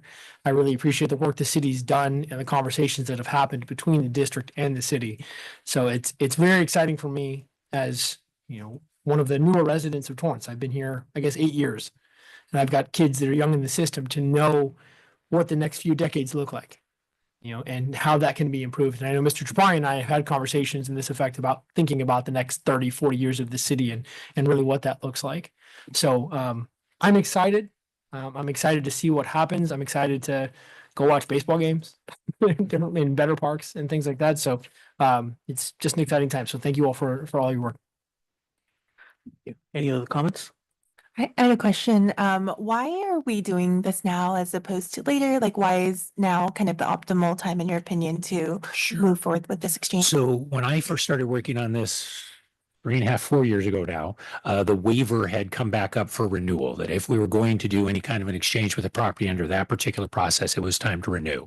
So that's when you first started hearing about it. We went through that, kept that going, but that had nothing to do with actually finding a developer. That was just keeping the process open if we were ever go down that road. So one of the things that definitely has led to this is the condition of the Hamilton property just reaching a point where we'd have to make a decision to invest another 7 to 10 million to keep a surplus property going versus looking for an alternative use for it. And so that was really the kind of the point to me, because I get paid to look at that kind of stuff, right? That I said, let's think about, is this the right time to go forward? And during that time, real estate conditions only improved for having this be, for having the Hamilton property be another use than it is right now. So when we finally did receive the development proposals, we were very pleasantly surprised. There were 4 that were in the neighborhood of this exact one. So we knew that many different developers were looking at it the same way. This is a good time for a piece of property called, again, urban infill, to be exchanged for other value.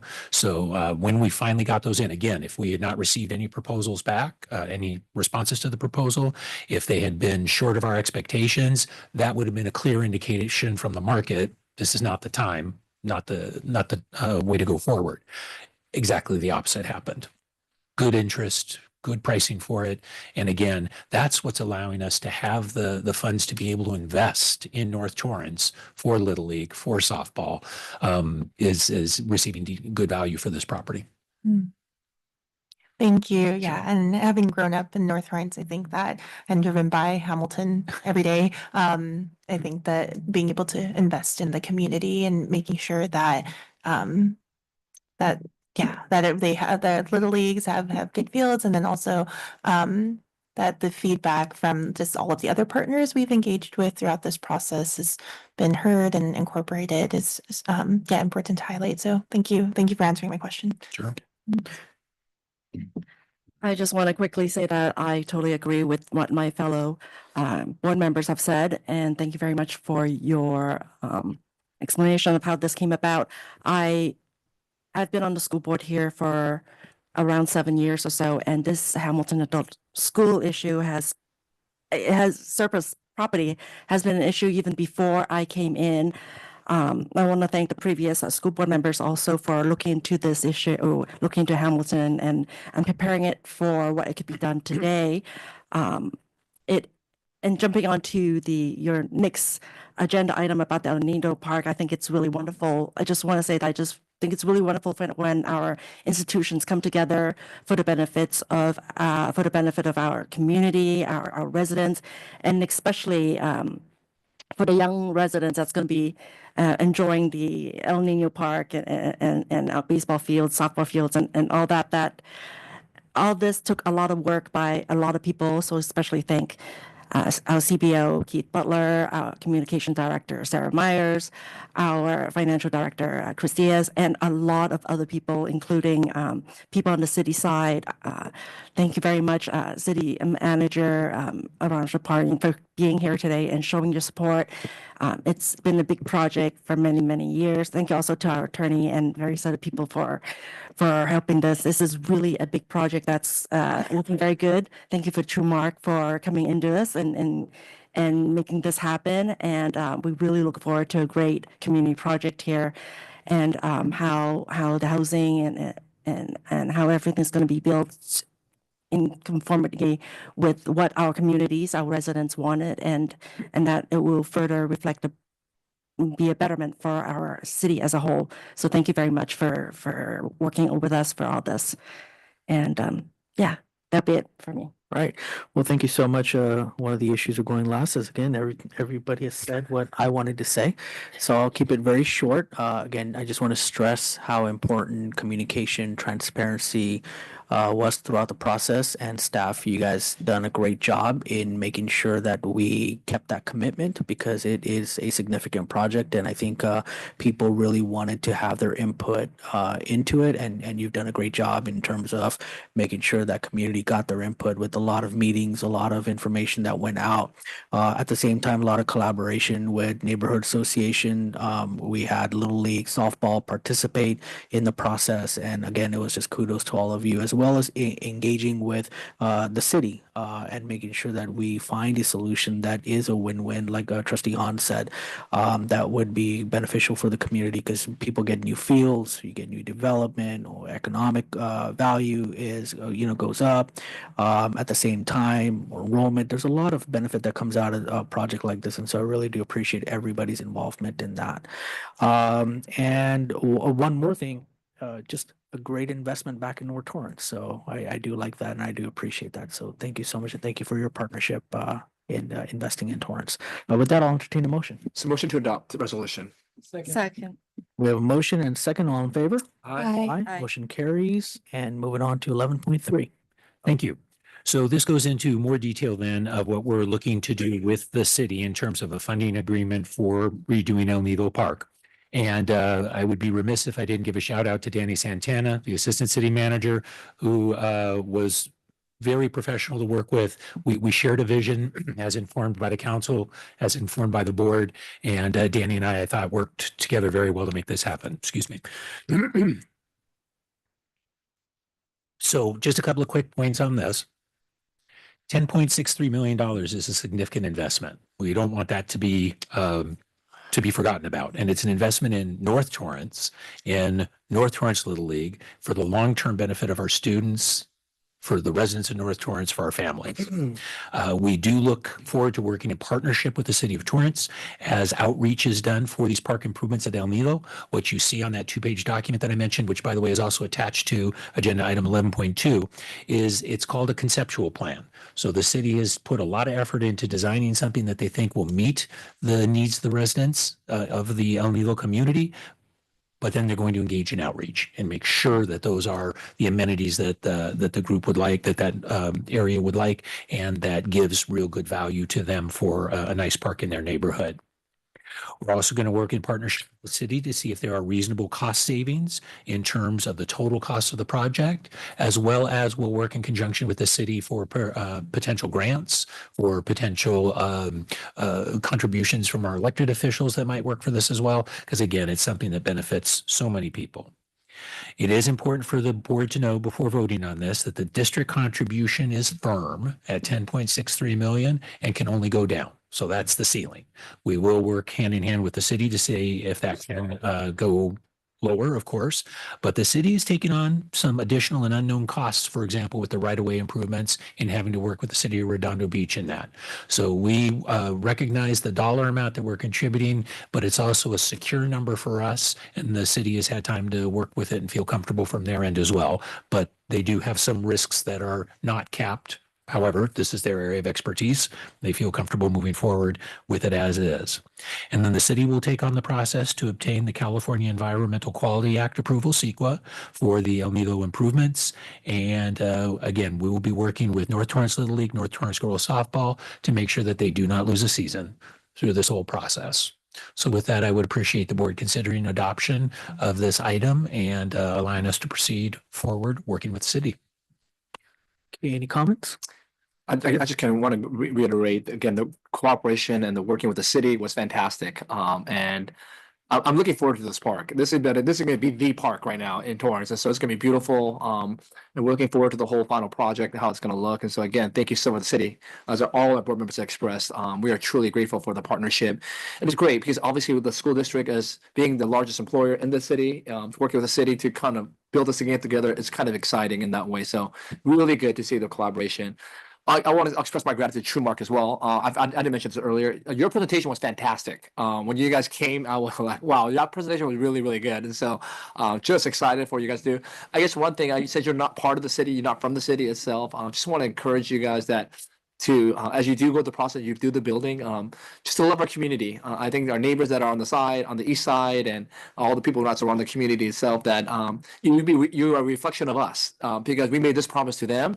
And we want to make sure that that our promises are true, that we respected their opinions, and that when the whole process is done, that they can really celebrate the whole situation. So that's what I look forward to. But I just want to acknowledge you. Your presentation was fantastic. We're excited that you are our partners as well. And so thank you for all that you guys have done as well. Any other comments, thoughts? All right, I'll entertain a motion. Motion to approve. Second. We have a motion and a second. All in favor? Aye. Aye, motion carries. Thank you very much. All right, and at this point, we will move on to consent agenda, item 12.1, consent item for actually 13.1, all the way down to, let's see here.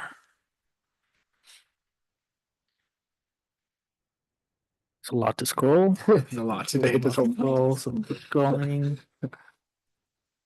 What, 18, thinking. Okay, there we go. I believe the last item was 1844. So 13.1 to 1844. Anyone wish to pull an item? If I can, I could pull 16.6 through 10. 16.6 through I'm 10. gonna make one comment. Okay. Okay. So it's just because they're all related. Okay. And then 18.15. And then 18.15. Okay, so 18.25 to 18.33. okay. Anyone else? Okay, so I just want to make sure I hear it correctly. 16.6 through 10 and 18.15, Trustee Hahn, and 18.25 to 33, Trustee Ziegelbaum. Is that correct? Anyone else want to pull any items?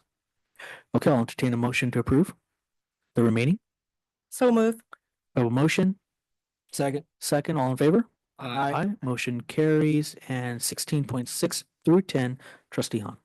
So actually it's supposed to be through 9. Sorry about that. But the thing is, for 16.6 through 9, I just want to acknowledge our ELOP program.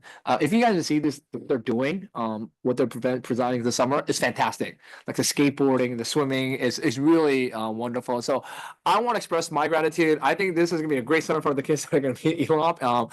It has been such a wonderful program. The amount of comments I get, how much they're thrilled by it, how much they love it.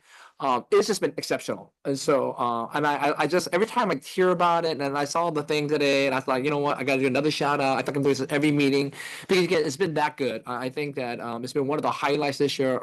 Ever since we adopted ELOP, the comments and the feedback has been fantastic. So I want to acknowledge all of that. And so, just express my gratitude for the team. Looking for a great summer with the ELOP, and so, just want to make sure that that was known.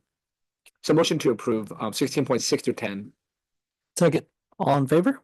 Aye. Motion carries. Next one, 18.15, Trustee Hahn. So I have a question about this. And the reason why I have a question about this is there's a lot of confusion around sports, right? And so, because my understanding, so this is, because here it says high school students participating in recreational activities such as interscholastic athletics, marching bands, drill teams, or prep groups will be asked to contribute an annual amount of 130 per activity, not to exceed 2,200 a year. So my understanding is that because we are a school, that we cannot charge students for extracurricular activities. That's correct. So when you're saying that you're asking to contribute, so you're asking this to be a voluntary contribution where they will voluntary. The problem I have with this is that there's a lot of confusion already around this. It's not articulated well. Everyone thinks that they have to pay. Right, where some people know that, like, no, we don't have to pay because it's a school. And so when we hit this on the agenda, we're saying that we would ask you to consider to contribute. It's a funny line because I think that we try to make it clear to our coaches that, hey, you can't charge them, but it has to be a voluntary act. But a lot of times that's not what's communicated. Right, being a parent of kids that participate in sports all throughout the high school, that was never my impression. My impression was, this is the fee, you're paying the fee. It was not even an option. So what the thing here is when you're saying that you're asking us to approve something where it's not really a requirement, but we're saying that this is gonna be the limit that we're gonna ask for. That's what you're trying to say? That's what my understanding is? So the part about providing the buses and figuring out what it costs, that's me. Dr. Egan has done a lot of work on exactly what you're talking about. So I will turn that piece over to him. So yes, to your point, it is a contribution that we ask for. Whether it's amenable to families to be able to make that contribution, we do set an amount that we believe that if all families did contribute who participated in athletics, in which those sports teams or other extracurricular programs that require transportation, that's a rate in which it'll allow us to meet the cost needs associated with the transportation that has to be provided. So that's the goal, is to come up with a fair amount.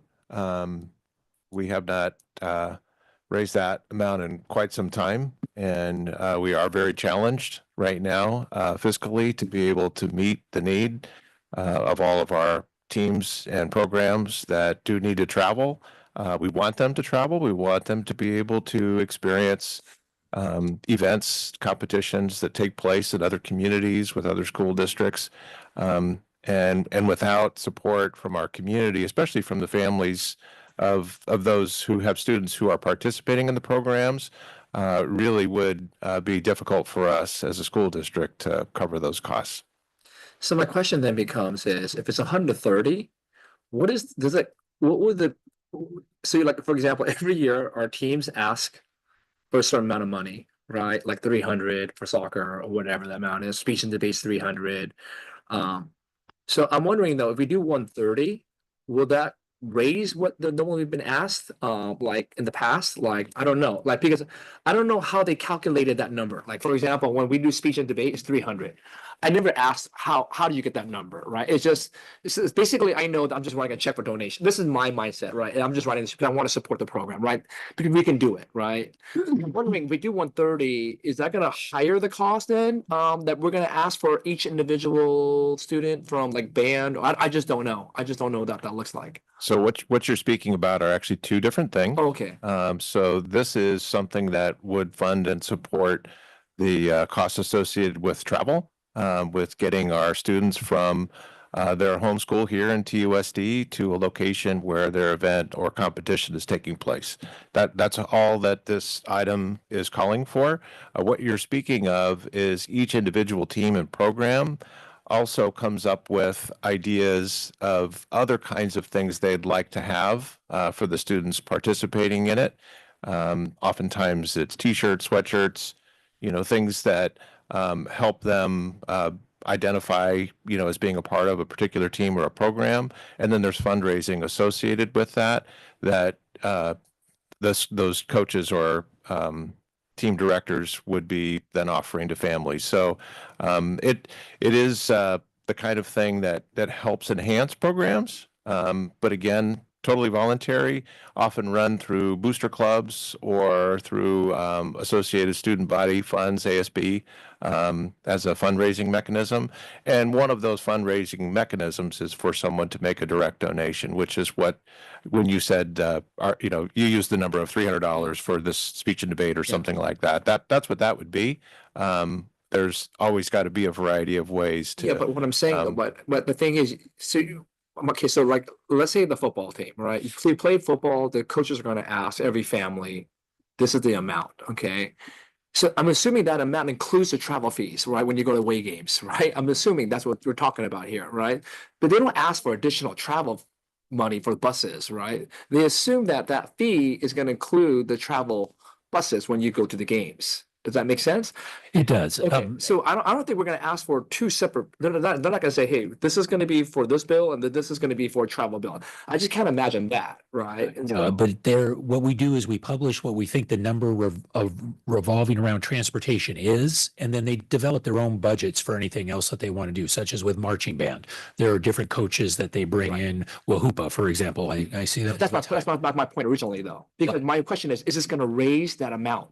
When they factored this in, because I don't think they knew what that amount was in the past. Like, is it 130 was always in their mind? Was it 100 in their mind? I don't know what they had in mind when they had it in the past.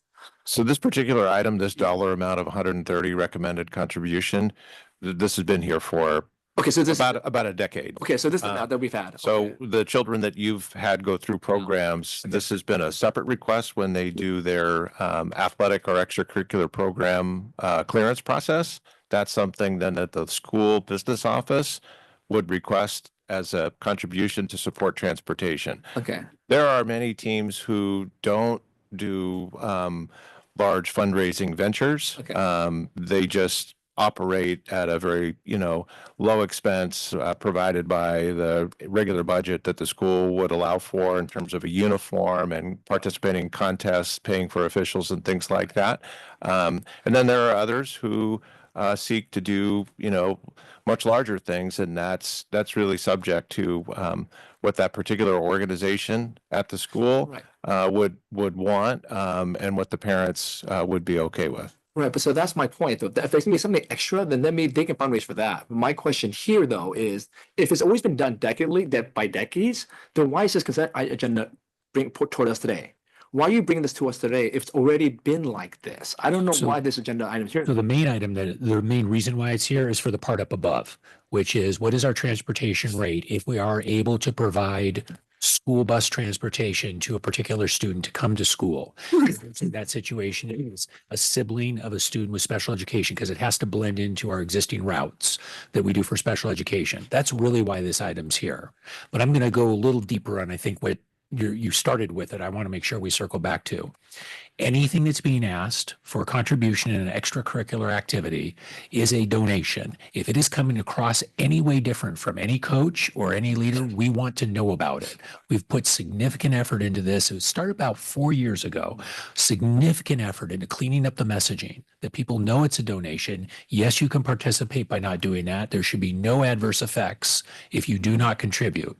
We're committed to that, and we provide extra funding to many of our extracurricular activities. For that reason, not everybody can contribute. So that's the key message that needs to get across in terms of the donation. Totally voluntary. And if you hear somebody saying something different, we want to know. So, but going back to this, if you're asking me, do you need that set amount for 130 to kind of pick up the transportation costs? But my thing is, if it's already been the way it's been, I just don't know why this is for us. Like, I just don't know why you're bringing this consent item to us if it's already been like this. Like last year when you had the transportation cost, you already had a calculation of what that cost should look like, but yet you're bringing this to us for I just don't know what the reason is for the consent item. Right? I just don't, you're asking us to approve this when I feel like it's been something that's already been done and it's been practiced for a decade, and yet for some reason you're asking us to approve this now. I just want to get clarity around that. I just don't understand what the clarity is. So if we're going to charge rates, which is again, this item is about the top part, not about the part that you're focusing on. So we have to put it in there. Perhaps we don't need to put in that one phrase about the high school. We can just tell our coaches, here's the number for this year if you're able to get a donation for that. It's just been the way that the item's been presented for years. But I would think that focusing on that, that's not the key piece. The key piece is we have to publish our rates, the part up above that. It's just been the form it's come to the board at for a decade.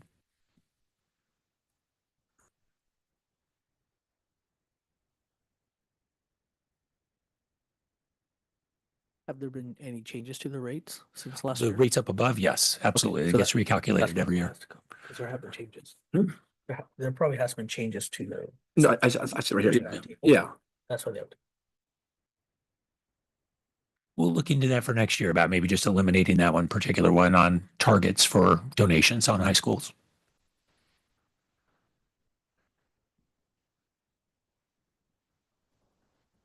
Okay. I'm done with my questions, yeah. Okay. All right, I'll entertain a motion for 18 to 15. So moved. Vote motion, Second. Second, all in favor? Aye. Aye, And no. and one no. So that one is 4-1. And moving on to 18.25 to 33, trustee Zigglebum, all yours. Thank you. I just wanted to highlight these as part of an ongoing discussion that we've been having about nutrition services. It's something that I've been concerned about, that I've talked to Dr. Butler about and Dr. Stowe about. And also I've gotten a lot of input and feedback from members of the community about the state of nutrition services. So, for those people that have been reaching out, this is the area to look at. Right, this is the part of the agenda to kind of focus on. I want in particular to focus on 18.27, which is the consultant regarding fresh meals. And I know that Torrance is committed to, if not implementing more fresh meals, maybe fully transitioning at some point to majority fresh meals. And that's something we've been talking about. So, and it may not be an answer that you have right now, Dr. Butler, but is there a timeline that we have for possibly looking at, or are we just still at a position where we're seeking consultation and looking at future implementation? So we have been moving forward due to the universal meals. There have been more funds available for nutrition services to improve what they're doing. Excuse me, frog in my throat tonight. I don't know. But we started working with Michelle Curry. This will be the third year. So we've worked with her 2 before, and we've been increasing the amount of scratch cooking every year by working with her. We spent some of the funds that we received in, the new funds coming in, on doing some kitchen upgrades at North High to allow for more scratch cooking. So it's an incremental process. It's not something that we can do right out of the gate. So no, I have no specific timeline. I was working with Kathleen Tompkinson, our Director of Nutrition Services, before she went out on to have her wonderful baby, if you're watching, Kathleen.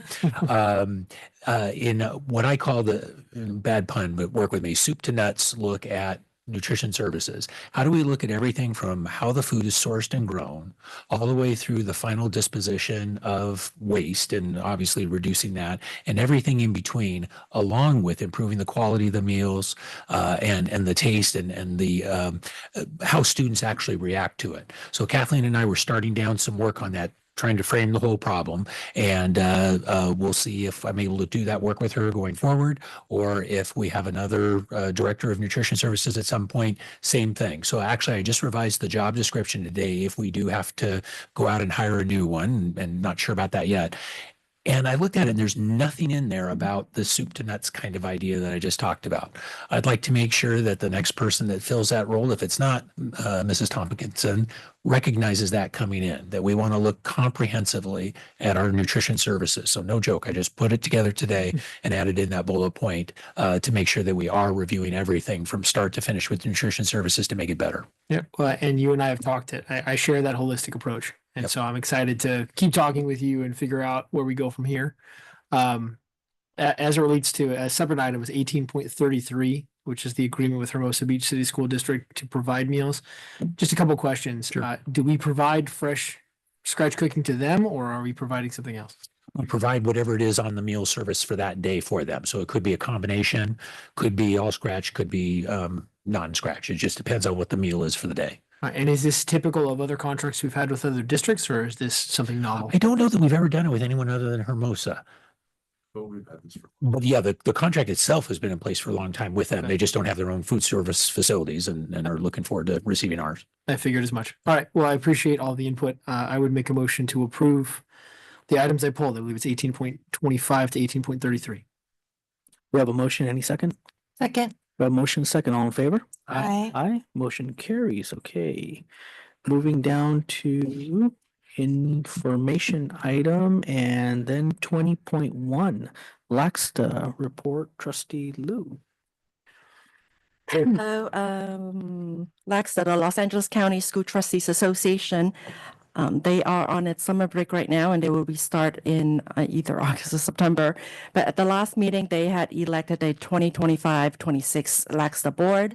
The president is our dear friend Tracy Miller Zornecki from the El Segundo Unified School District. The vice president is Dr. Rose Lopez from West Covina USD. Secretary Treasurer is Esther Mejia from El Rancho USD. And the 8 directors are from Culver City, Eastside Union, Glendora, Paramount, Pasadena, Glendora, Santa Monica, Malibu, Bellflower, Bassett, and Palmdale. And that's the new working board. The directors of this board are either 1 year or 2 year, are either on a 1 year or 2 year terms. So congratulations to them all, and I'll see you at the new school year. Thank you. Moving on to SoCal Rock. Nothing much to report from SoCal Rock. We also have a new board member, Nancy Cobb, who's been serving for so long, so faithfully, will be retiring from the board. And Michael Brinney will be joining us from El Segundo. I think he used to serve at El Segundo as a school board member. So he'll be joining our board for SoCal Rock. So far, so good. And we have our meeting tomorrow. All right. Thank you so much. 20.3, other comments. We'll start from our right.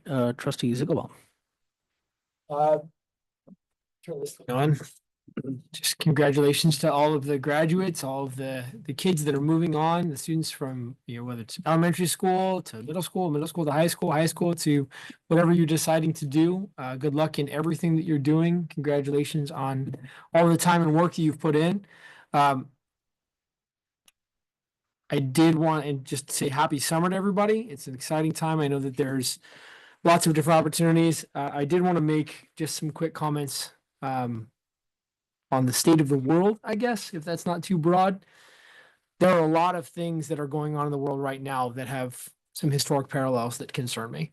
And for whoever's watching, I don't know, however many people are watching online, I know that the room here, we had a lot of speakers and then it emptied out.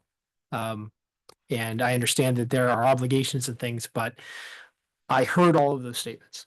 I've read all of the emails. I've heard all of the phone calls and the conversations in the street, and there is legitimate reason for lots of people to be concerned about what's happening in this country right now.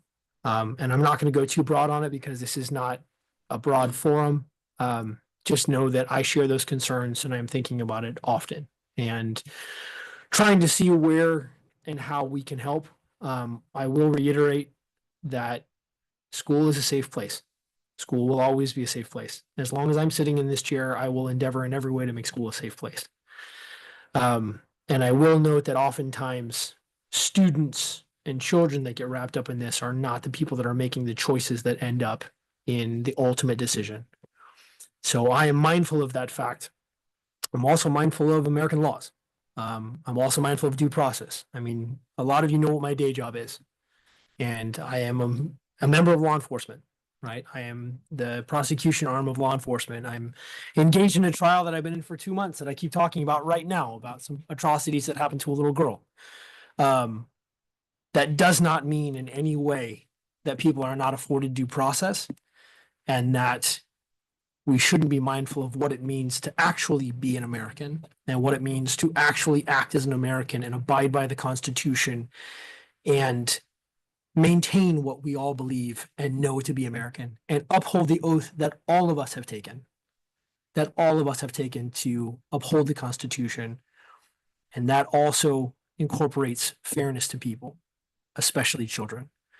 So that being said, I've heard everything and I spend a lot of my time trying to figure out just exactly what we can do. As always, be kind to each other. Have a great summer. And yeah, thank you all for your work. Thank you, Trustee Liu.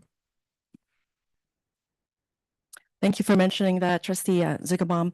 I also just want to quickly say that our school district and our board, we have established a policy that our school campuses are a safe place, that we have this policy of not having the ICE officers go into our school campuses to do what they want to do, and also that we have a policy of not having any of our employees talk to any of these ICE officers about any information about any of our students or anything that's related to education. So I think that needs to be known out there that we do have these policies, and we feel very strongly about how our communities feel too.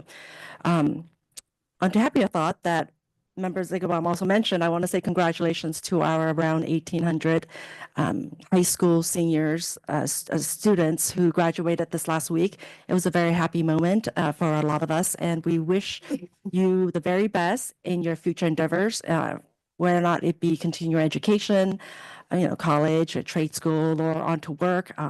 Remember us here in Torrance Unified, and if you can, come back and visit some of our teachers sometimes, or some of the people who have supported you. It means a lot, and well, all the best to you. And a couple of other things, like Dr. Stowe mentioned earlier, I want to also say congratulations to our classified employee, Tanya Kalamkiarian, for winning the 2025 California School Employees Association Member of the Year. Congratulations also to Dr. Ben Egan, our secondary school director, for having such an excellent executive assistant who is the model classified employee as according to CSEA. So wonderful news this is. And this is not uncommon that our employees here in our school district win various prizes, recognitions in our state from either classified employees or our teachers. That happens a lot also. And also want to announce again that we have announced this before, but that our National School Public Relations Association, NASPRA, has awarded our district the 2025 NASPRA Golden Achievement Award for our Publications and Digital Media Excellence Award. This conference is coming up in Washington, D.C. this summer. And I want to point this out because this award is going towards, is recognizing our community outreach related to the Hamilton Property Development Project that we mentioned earlier in this meeting. Special thanks to our Communication Director, Sarah Myers, and Bakersfield Production for your good work on this. Your work is one of the good reasons why the planning of this Hamilton property development is finally coming to its fruition, at least the planning part of it. This property has been an issue for us for quite a long time, and so thank you for all the great work that so many people has been involved in this. And finally, this is my regular announcement of our classified employees anniversary. I do this at every board meeting to thank and recognize our classified employees. For our 10 years of accredited service, we have Philip Austria from the Educational Technology and Information Services Department. We have Victoria Bustamante from South High School, Christopher Diaz, whoever he is, from Fiscal Services Department, right here on our cabinet, 10 years. And Sheila Garcia from North High School, Mara Gonzalez from Wood Elementary School, Laureen Helferstein from Torrance High School, and Melissa Lackey from West High School. For our 15 years of accredited service to our wonderful school district, we have Sabiha Khan from North High School. And for 20 years of accredited service and loyalty to our school district, we have 6 employees. They are Jorge Barrios from Transportation Department, Mariano Lopez from Magruder Middle School, Christina Paredes from Jefferson Middle School, Deborah Rodriguez from Arnold Elementary School, Sharon Smith from Transportation Department, and Alyssa Van Hook from our Victor Elementary School. Thank you for all these wonderful classified employees, for your loyal public service, and to our school district. We recognize every profession of our classified employees for your loyalty. So I just want to say thank you again. And that's it from my oral communications for this meeting. Thank you, Trustee Liu. Trustee Han. Just a couple of things. One of the things that was not on the consent item, but I wanted to bring up, and I told Kevin that I will bring up, is that we're not going to renew the Metro Go Pass. It was a policy that we implemented a couple of years ago, and I just always felt like that it was not going to be used well. And we made this decision that we're not going to renew the Metro Go Pass. But the reason why I bring it up is because, again, it was not the issue of the Metro Go Pass itself. If any student needs a Metro Go Pass, please talk to an administrator, talk to your teacher, and we'll get you one. I think the issue I had all along was that it was for every student, and I knew that every student wouldn't use it. But we do recognize that there are students that really do need it. And so again, I want to make sure that that's going to be still available for them, that we can provide the Metro Go Pass for the students who absolutely need it. If you need it, please talk to a teacher and administrator. We don't want that to hinder you from being, not have access to anything or hinder your access. We want to make sure that you do have access. And so, again, I wanted to really reiterate that, hey, if you want a Metro Go Pass, you are more than able to have a Metro Go Pass itself. Second of all is that, again, as a board, we want to, again, acknowledge all the speakers that have come today. We do see you, we do hear you. As board member Zuckelbaum said, is that especially the students, we always love it when students are able to express themselves and express their opinions. This is what we value. This is what we're all about. And we want you to know that you are heard. And again, I think we as a board, we can all say that our schools are safe. We are going to make sure that our schools are safe. And so I think that's what we want to make sure that's articulated clear, that a kid will not be dragged out. Okay, I'll tell you at our schools. We will do everything that we can. And so we want to make sure that that's understood, that it's a safe place for our students. And I know that there's a lot of issues going on with all of this and a lot of things. It's a very complicated matter itself. But I think that what message that we want to send, at least I think as a board, we want to send is that our schools are safe and that we want to make sure that it's ultimately clear. Also, we want to acknowledge all of our SUI workers. Again, we do hear you and we do value. One thing I want you to know is that we do value.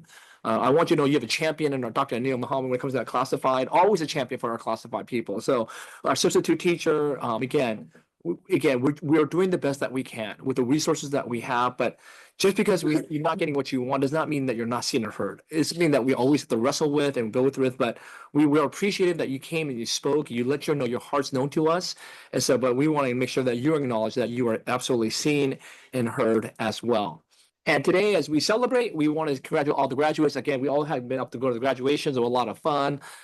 We had people from our cabin's kids graduate as well, so that was a lot of fun. So it was a really great celebration. So we want to celebrate all the students as well as the teachers, administrators, staff, and everybody that has given so much. And so truly a celebratory season. And I'm fully expressive gratitude, especially for those who have served our district so faithfully for many years. And I want you to know that we are grateful. We are grateful for your unwavering support. Our district would not be who we are today if it wasn't for all that you have given and all that you have provided for our district. We know you gave your heart and soul to our district. And so as we celebrate, we also say goodbye. And so we want to say thank you for all those who have served our district so faithfully, for all those people that she mentioned, and for those that we know that are close to our hearts as well. So thank you, thank you, thank you. Thank you so much, Trustee Hahn. Mr. Park. Yeah, it's one thing about going last, like my list is just check. Everyone's gone through everything and articulated it much more beautifully than I could. Only thing left is Juneteenth is this week, and just wanted to take a moment to recognize it and hope that on Thursday, folks take a moment to remember what it is and what we're recognizing. That's all. Yeah, right. So you just leave the adjournment part to me. All right. Well, once again, thank you for everyone who came out here. I agree with a lot of what was said, especially regarding school safety. I know we do have protocols in place, and we've been in discussions with Dr. Stowe about this, not just recently, but even prior months as well. So with that, just wanted to, I know we have a school board meeting tomorrow, and that's for the adoption of our LCAP and budget. So at 5 o'clock tomorrow. All right. So with that, I'll entertain a motion to adjourn in memory of retired teacher Ellen McDormand, retired teacher Marcia Weiner, and high school teacher Nathan Hogg. Motion to adjourn. Second. Motion second, all in favor? Aye. Motion carries and meeting is adjourned.